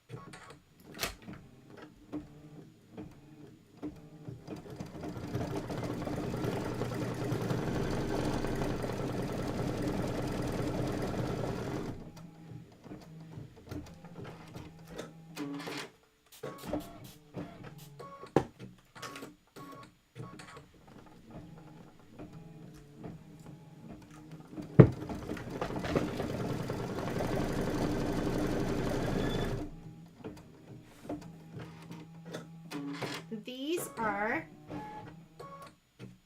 done. I was like, did I sew that together right? Oh, look at that. I did this one wrong. This is supposed to be, it should look like this. So this should be here, and I put this on. I wonder if it's going to matter. I might just leave it. How about we just leave it, and we'll call it good? And that's a signature Genie move, right? This is, usually there's something that isn't done right in every single quilt that I've done. And I call it my, can I say this? I call it my F up. So I have one. There. We've got our F up.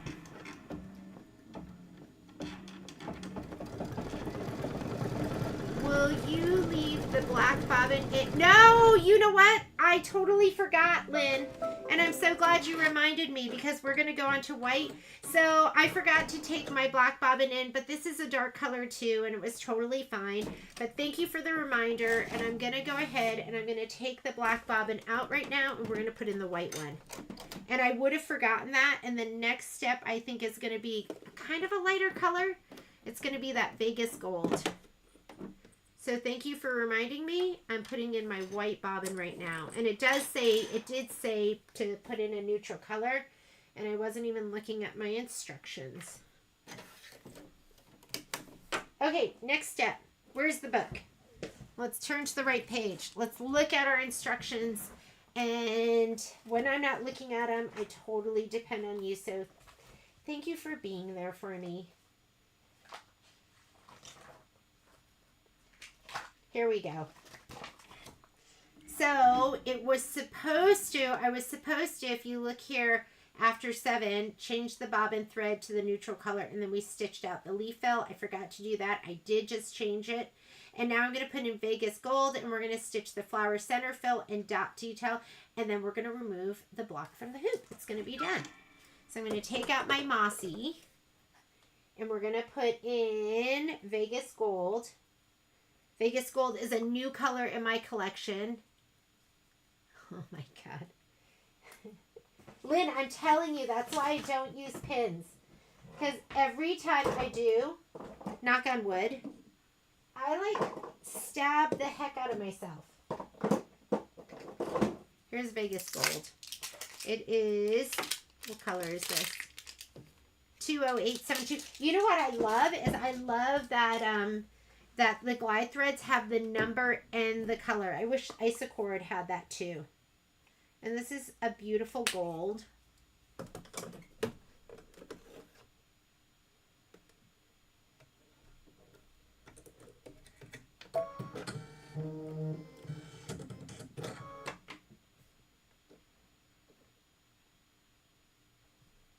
There we go. I wish there was more piecing. I love piecing. I don't know if I do it right. I just do it how you do it. Okay, hit start. Hit go.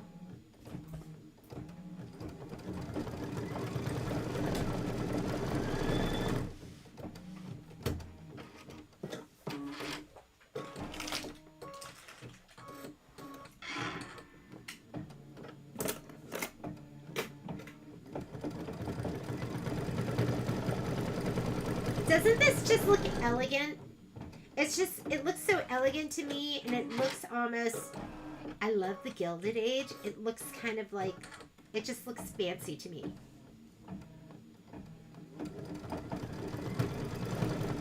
Like the colors are rich.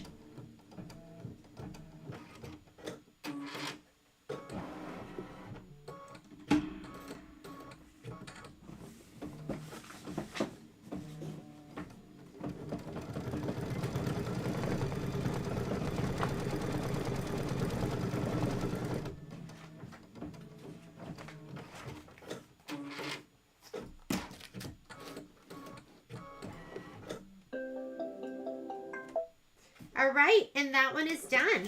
I'm going to go ahead and take it out. And I'll lay it over to the side.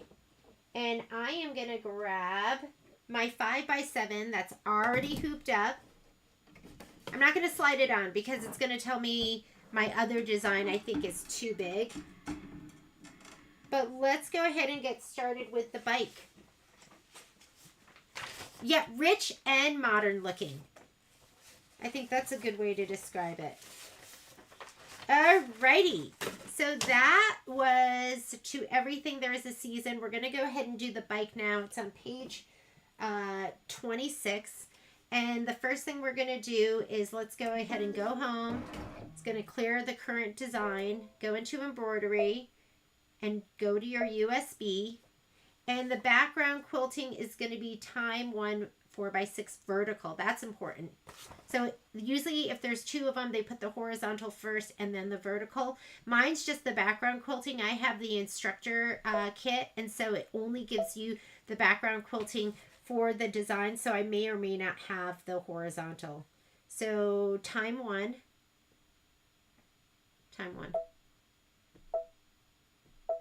And I need 4x6 vertical. Oh yeah, so I have horizontal, that'll be first, and then the vertical. And we're gonna go ahead and add. And let's add the bike. I switched to my top USB. And PES Designs. It's the base quilt that we're working on, and there's the bike right here. Go ahead and set that.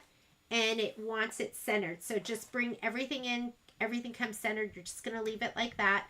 Let's choose our hoop size. We're doing 5x7. I'm going to say okay to that. And I want to leave it like this. I'm going to move it, but I'm going to move it when we have it combined. So I'm going to say embroidery. Here's my layout screen. I'm going to go layout, move, and I'm going to scoot it to the top. Oops. So it went totally out of my embroidery field because my hoop, I didn't put it on yet. So let's just recenter it just by hitting that button right there. I'm going to slide my hoop on. And now I'm going to move it up to the top, and you'll hear it go knock, knock. That's as far as it'll go. I've got Vegas gold in there. I'm just going to leave that in there. Let's go ahead and do my placement line for my batting. And I'm going to give these 2 pieces a shot of spray. Wrong side of my batting and wrong side of my stabilized with fusible woven background fabric.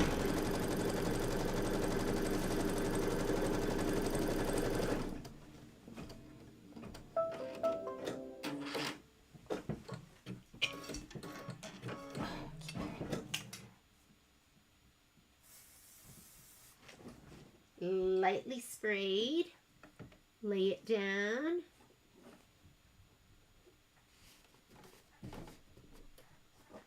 and then here's my background fabric.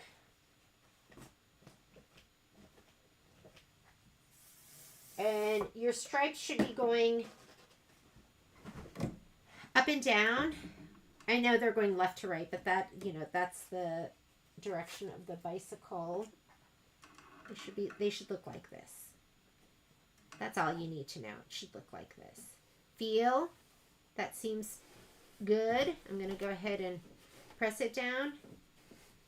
And we are ready to stitch. Okay. Let's skip a couple steps. We're going to skip So we're going to go okay. I'm going to go down here where we can go forward and backward stitches. That is tack down and trim for your batting. Don't need that. Placement stitch for your background. Don't need that. That's tack down for your background. And we are going to do this stitch. Let's go ahead and stitch that out.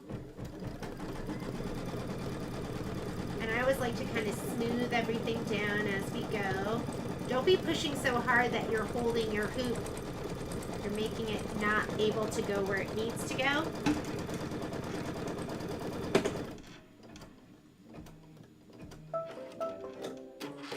Rich and modern. Okay. So we just did all of this. Let's go ahead and do our quilting. And it's recommending white. Let's look at the picture and see what they used. Yeah, they used white. Can't really see it. But you know what? I never want to take away from the embroidery. Maybe coin would look really cute too, but I'm just going to go with the white. Miss Susan, what color did you do?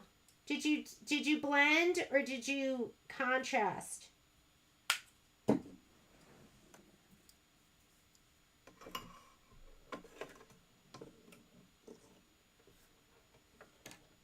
I'm so happy we're doing this together, or else mine would be sitting in the bag and I'd be eating potato chips. A light silver would look so good, right?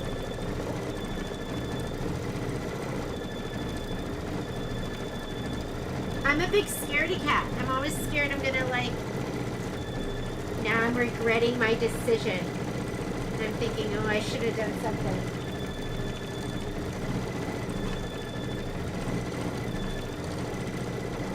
Linda, are you a big scaredy cat too? I'm like, what if it doesn't look good? Every time I decide to take a chance, not every time, I'd say half the times I decide to take a chance, I regret it. And I end up pulling it all out, starting all over again. Okay, after we do this, there is a little prep work. It wants you to take the 2 pieces of basket fabric, and it wants you to fold them in half, wrong sides together, and press well. Okay, so I'm going to go to my iron.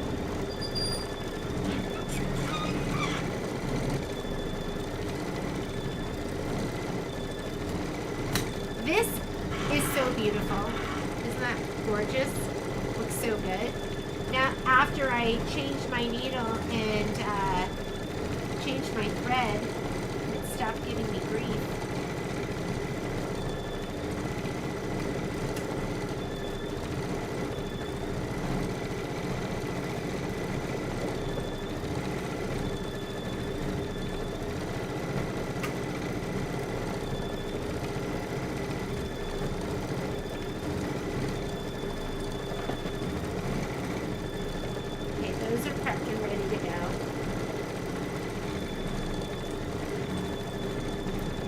We already loaded our design and then we're going to start stitching, and I wrote down the colors that we're going to use. If you're using the thread kit, we're going to do coin, cashmere, linen, and black. While that is stitching, because it's 4 minutes of stitching, we can go ahead and cut some of these jump threads. And I've been loving on my side hoppers as well as my snips. I've just been loving both of them. But you definitely want something that's really good at getting underneath these like little threads. You cut one direction, you need your tweezers just to hold that thread nice and taut.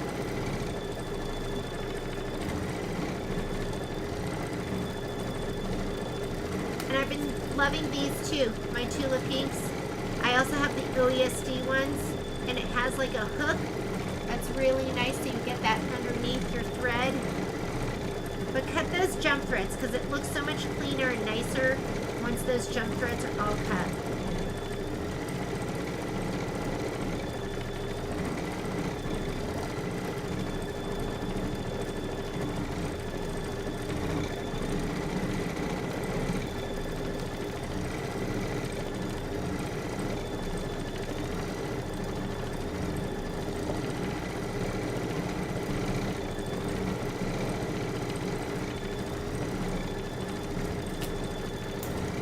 go back and forth between going, what do I like better? Do I like my side hoppers?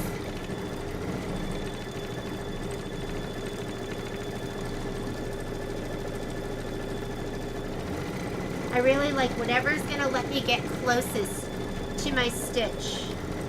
I mean, to the bottom.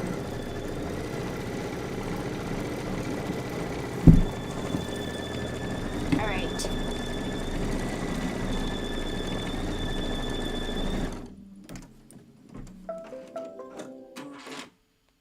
And we carry these in the store. We usually have whatever they send us. Sometimes they send us the pink ones and sometimes they send us the green ones. Okay, what's next? Now it wants us to, we're going to go ahead and do these steps. So I'm going to go ahead and put the coin in first.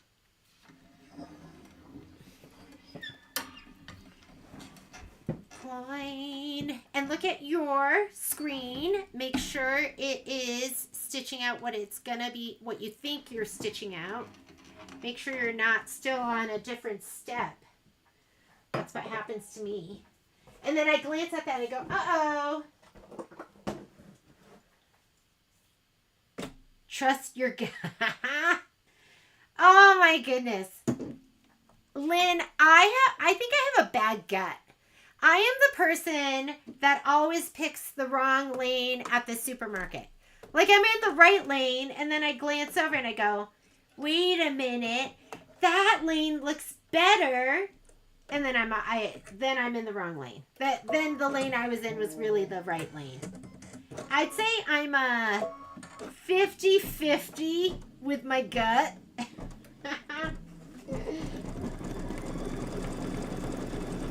And I think I'm that way when I go out on a limb and I pick my own thread colors. I'd say I'm about 50-50. Half the time I'm like, oh, you made a good choice. And then the other half the time I'm like, that was a bad decision, Jeannie. You need to just do what the book tells you to do. Some people aren't good with the gut.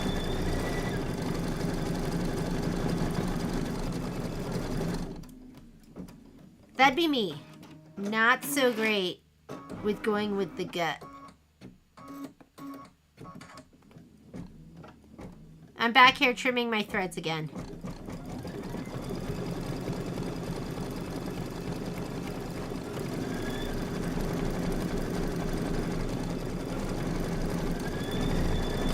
Well, I think that looks pretty good.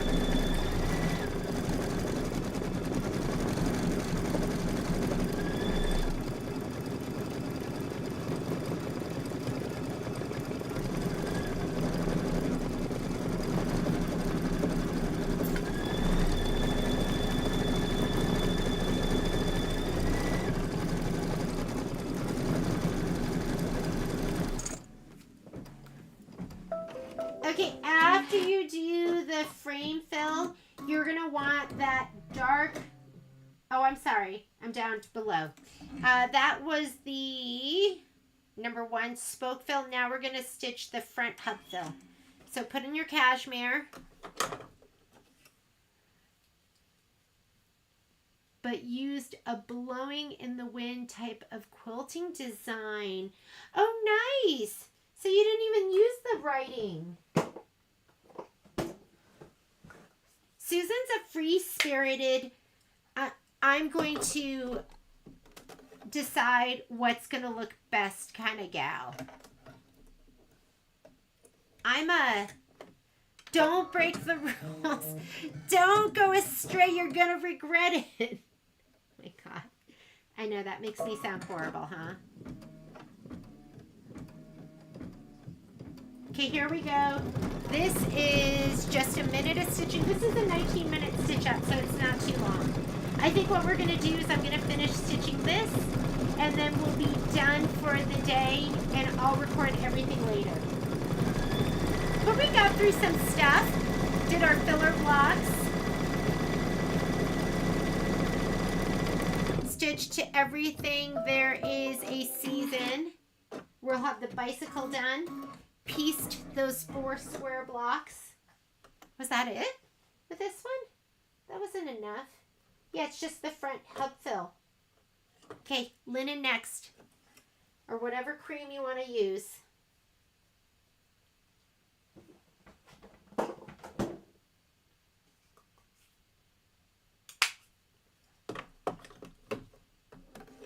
Before I worked, I could like sit down and just bang out a quilt. I would literally just sew all weekend nonstop. And then Lynn was asking me about getting tired. And then I got older and more tired.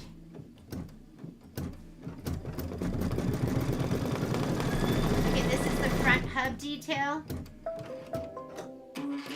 Which looks really messy because I didn't get that thread out of the way. And honestly, I don't even know if you can see it because it is linen on cashmere. All right, now it wants black. Go ahead and put your black in. And I learned my lesson. I threw away that other black that I was struggling with. It just goes to show you thread makes a difference.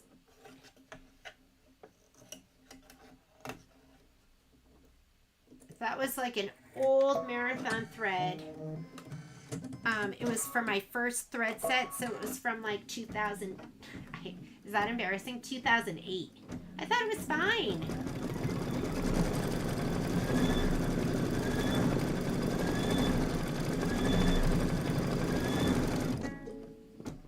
Almost out of bobbin thread I'm going to cut. Let me put a new bobbin in. Make sure it doesn't say vanish on it. Here we go.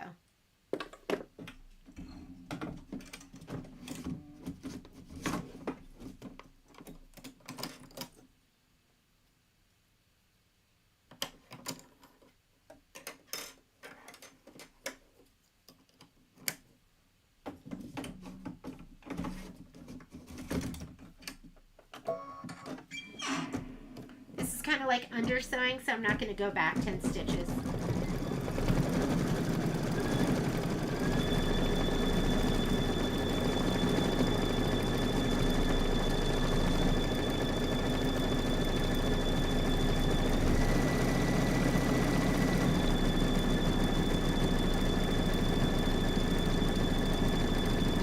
What are the curved straight edge scissors you use for trimming raw edge applique? Those are my Femore, and I literally think they're called like curved straight. And I love them. They're like the orange, but if you were to go onto the website and look for Femore, but they're, and you gotta have them. Because you just need them when you're doing anything, anytime it says cut as desired, these are the scissors that I'm grabbing. So they're made by Femore. Oh, you could probably look up this number. They're probably under 748S. 748-S or S. And these are Femore scissors. I know it's hard to see right over there. But I love these. Curved edge to get you over the edge of the hoop. And then that straight edge so you can cut straight and not like little smiley face cuts. Do you like my new basket? I needed something bigger, and this is from Day of the Spot. I was like, I'll take that.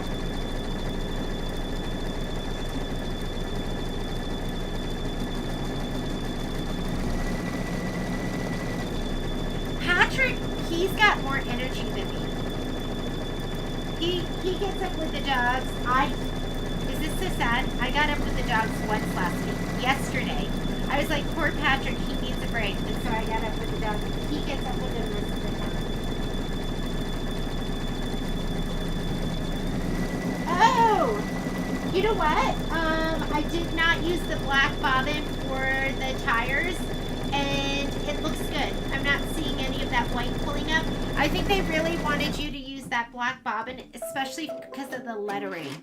I think the lettering and that decorative stitch. And sometimes it's just like a pinned up, but if you look, it looks pretty good. I'm not seeing any of the white. But yeah, if ever you're stitching, and sometimes you just see it. Sometimes it's just the pin dot from the needle. Sometimes it's the type of stitch. Okay, next thing we need to do is stitch the frame fill. This is step number 5 in your embroidery. And if you look at the screen, it should show you your frame fill. And it wants you to use, again, it's asking for that gray. And it's the lighter gray. But you could use whatever color.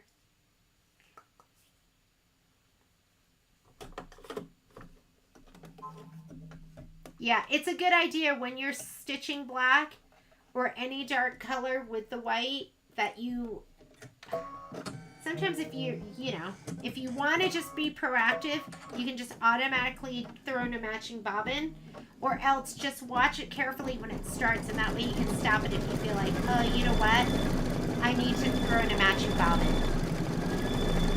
What page is the batting cut size for the To Everything Is a Season? My mind is gone. To Everything, there is a season. So, and here's the spreadsheet. To Everything, there is a season, page 22. And were you asking about the batting size? Because the batting size is going to be 6 by 8. The batting size is basically the size, whatever size you get for the design, that's going to be the size of your batting. So 4 by 6, 4 by 6, 8 by 8, 8 by 8. Did that answer your question, Linda? I don't know if I did or not.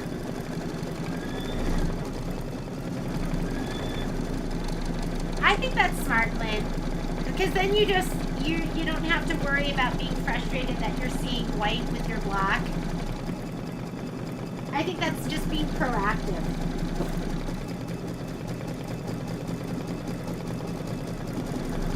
Okay, after this is going to be the lead gray.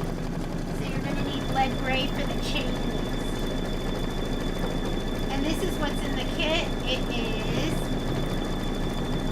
lead gray. Hang on. There. Can you see it now? Lead gray. Where was it in the book? I don't know if it's in the book. Like, does it tell you what size to cut your batting?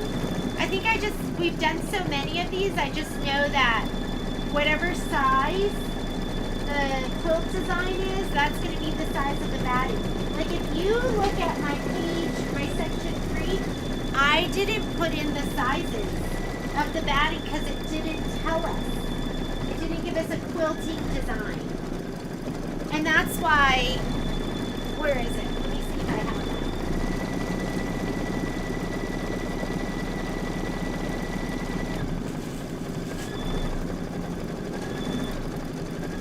I'm going to show you how inadequate I am. Where is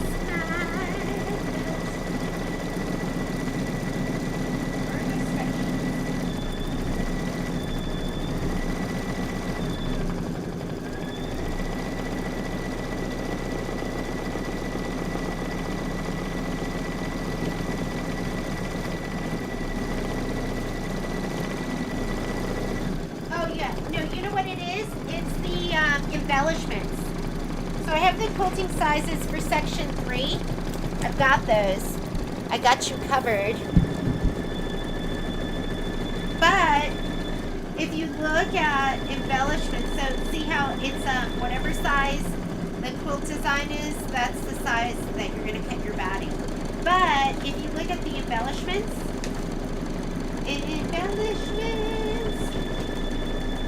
see how I wrote in here? Need to measure, need to measure, need to measure. So I didn't cut the batting for this because I didn't know what size because it didn't have a corresponding quilt design.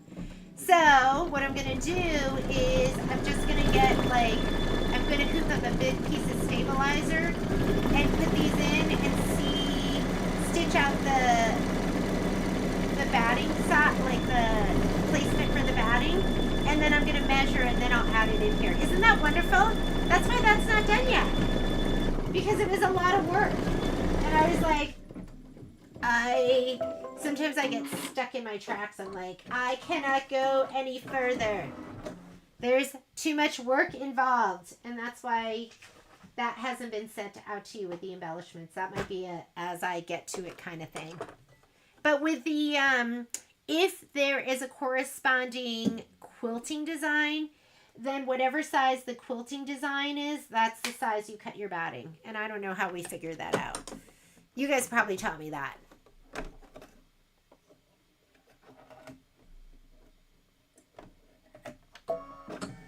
Okay, this is, I'm going to look at my screen, make sure I see what I want to be seeing. This should be step number 6, yes. So this is the chain. I'm not even showing you the book. But right here is step number 6. Here's step number 6, and it shows it to you right here, and that is going to be lead gray. Go ahead and hit start. And then after that, we're going to be stitching out step 7, and it wants you to stitch out the handlebars, seat, gear, rear hub, fill, cashmere. That's going to be the next step.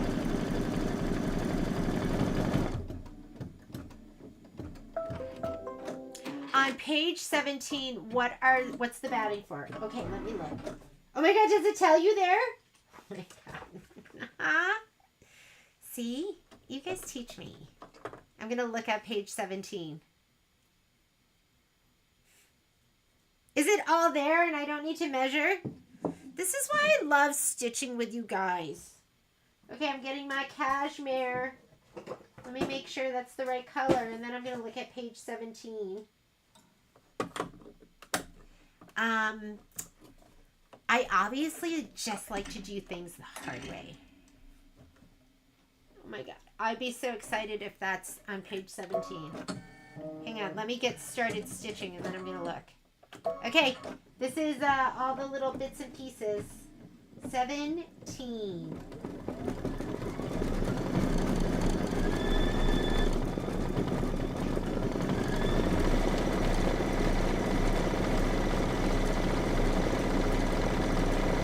Okay, project batting.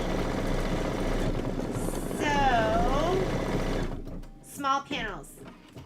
Okay, so this is, did I already have that in there? I'm not sure. So that's going to be your small and large panels. So that's this. Did I already cut that? I'm not sure.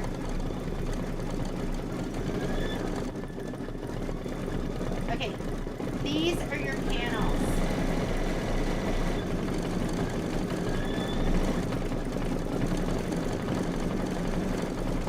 So for instance, here's your large spring panel. And maybe, I don't even know if I put batting in with mine. I'll have to look in my, let me grab them. Mine might be upstairs. But yes. This is giving you instructions for that. So 17. So for those panels per season, you're going to need 4 4x8s. I can't remember if I cut that or not. But I love that you pointed this out because I don't know if I had looked at that. So I'm not sure if I have that cut or not. But now I know what to cut, Linda. Very confusing, yes. Let me see if I have mine.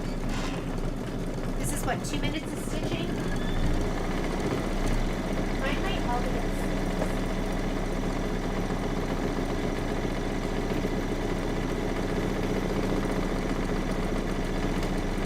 No, that's great, because I don't know if I saw that, and now I can add that to those, to my little groupings. Thank you for pointing that out.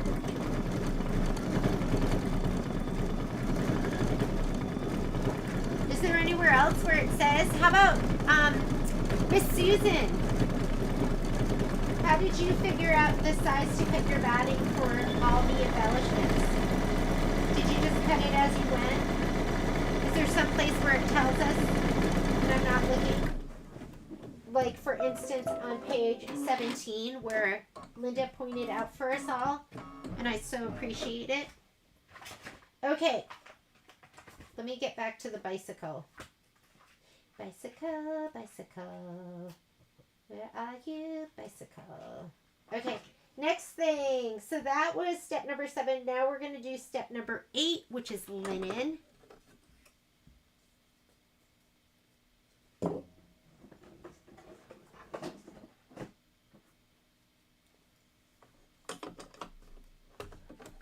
Did I tell you that because I only know a lot of you from doing Zoom classes, I think you're all super tall? And so Linda Smock, to me, you're super tall. Are you super tall?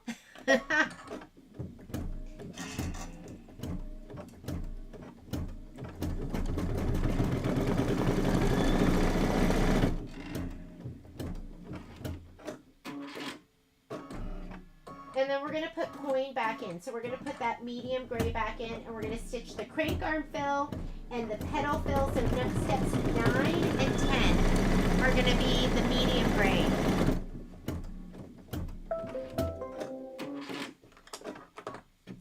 This bike is looking super cute. Who doesn't like an embroidered bike? I'd say you're just about in the middle.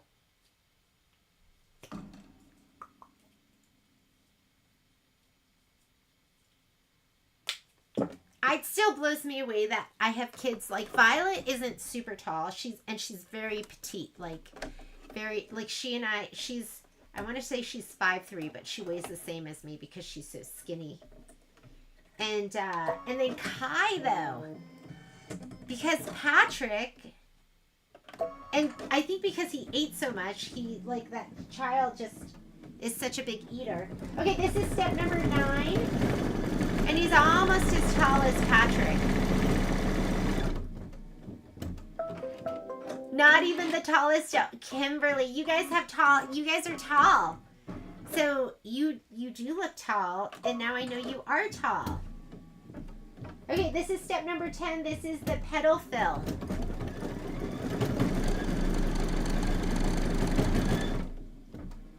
Oh, does it tell you what size to cut batting too, April? Let's see. Wouldn't that be nice? All right. Next step. We've got 17, 18, and 19 left. Yeah, wouldn't it be nice if I don't have to reinvent the wheel? Sometimes I'm like a creature of habit, and so I kind of just put the list together. I'm not used to having all the embellishments. All right. Next step. Step 11, it says stitch the basket placement line. Color doesn't make a difference. I'm just going to leave the coin in there.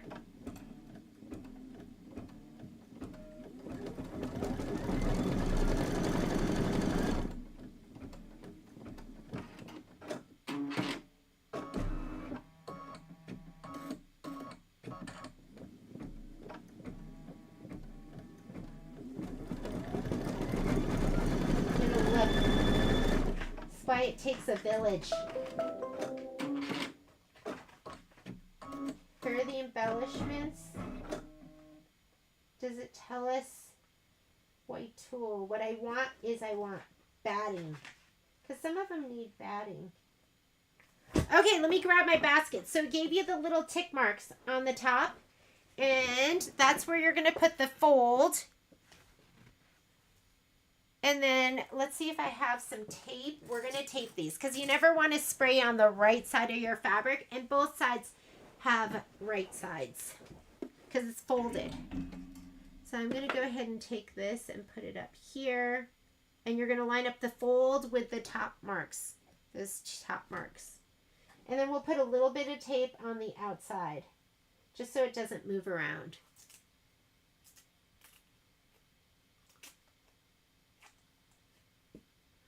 Do you also visualize this as all as very, yes.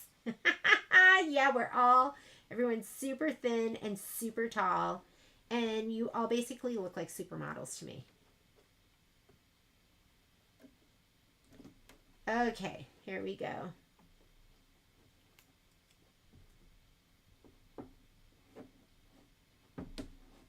And I think I've told you this. I have a customer and her name is Raven. And I thought she was going to be super tall. And when I met her, because she's local, but we met during the pandemic and met during Zoom.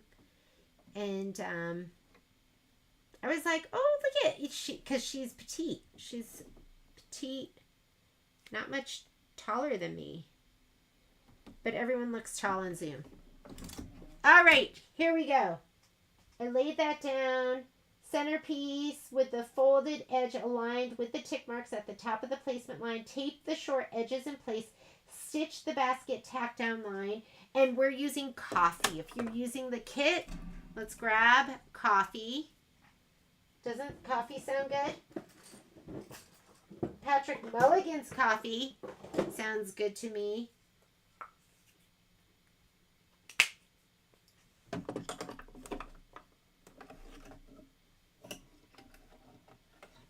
Here we go. Make sure that foot doesn't get caught. And now we're going to stitch the basket tack down line. If ever it doesn't pull all the way through, get it. Get it because sometimes it just leaves a loop and it doesn't stitch down as nicely. Look how tiny that basket is. Is that like the tiniest thing you've ever seen? I thought it'd be a little bit bigger than that. Okay, now it's going to do the other one. And I can't believe, like, I've been suffering and maybe that needle's been in there a while. Ever since we changed the needle, got rid of that black thread. Trim the fabric close to the stitch line, trimming only along the outside of the placement line. So we're going to go on the outside, and then we're going to stitch the back, the satin outline.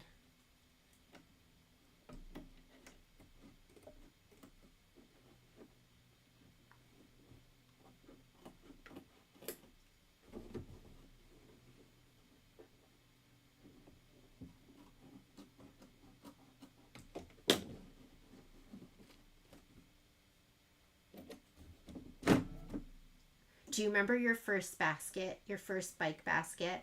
I got my first bike basket, and I want to say it was like, it wasn't even like a nice one.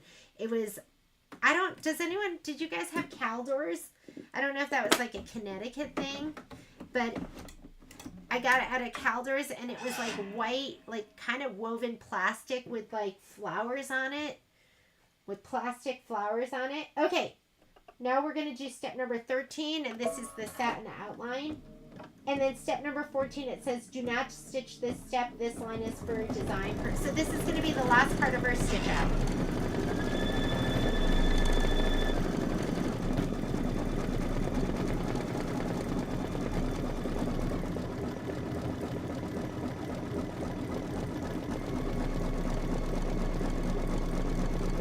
So April, I did not cut anything out of the embellishment kit, but I did cut all the fabric for the embellishments. So everything from the cut list, that was fabric I cut, but I didn't cut the embellishments. And I usually don't cut those either. I just use them as we go.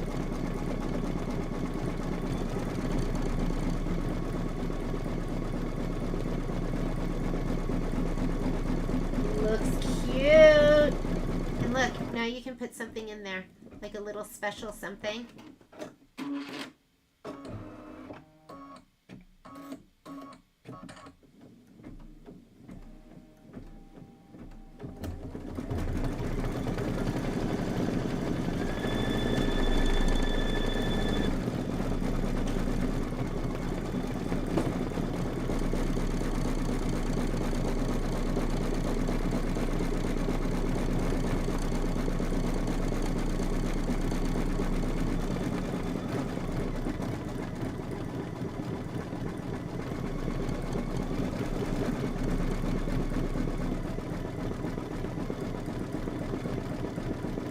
Okay, let's talk about your homework.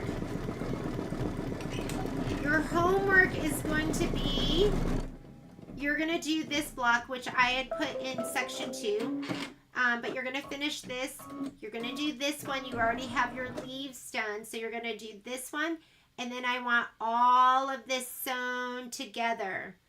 And then for week 2, you know what would be really great is, because that's not going to take very long, right? You can get that done.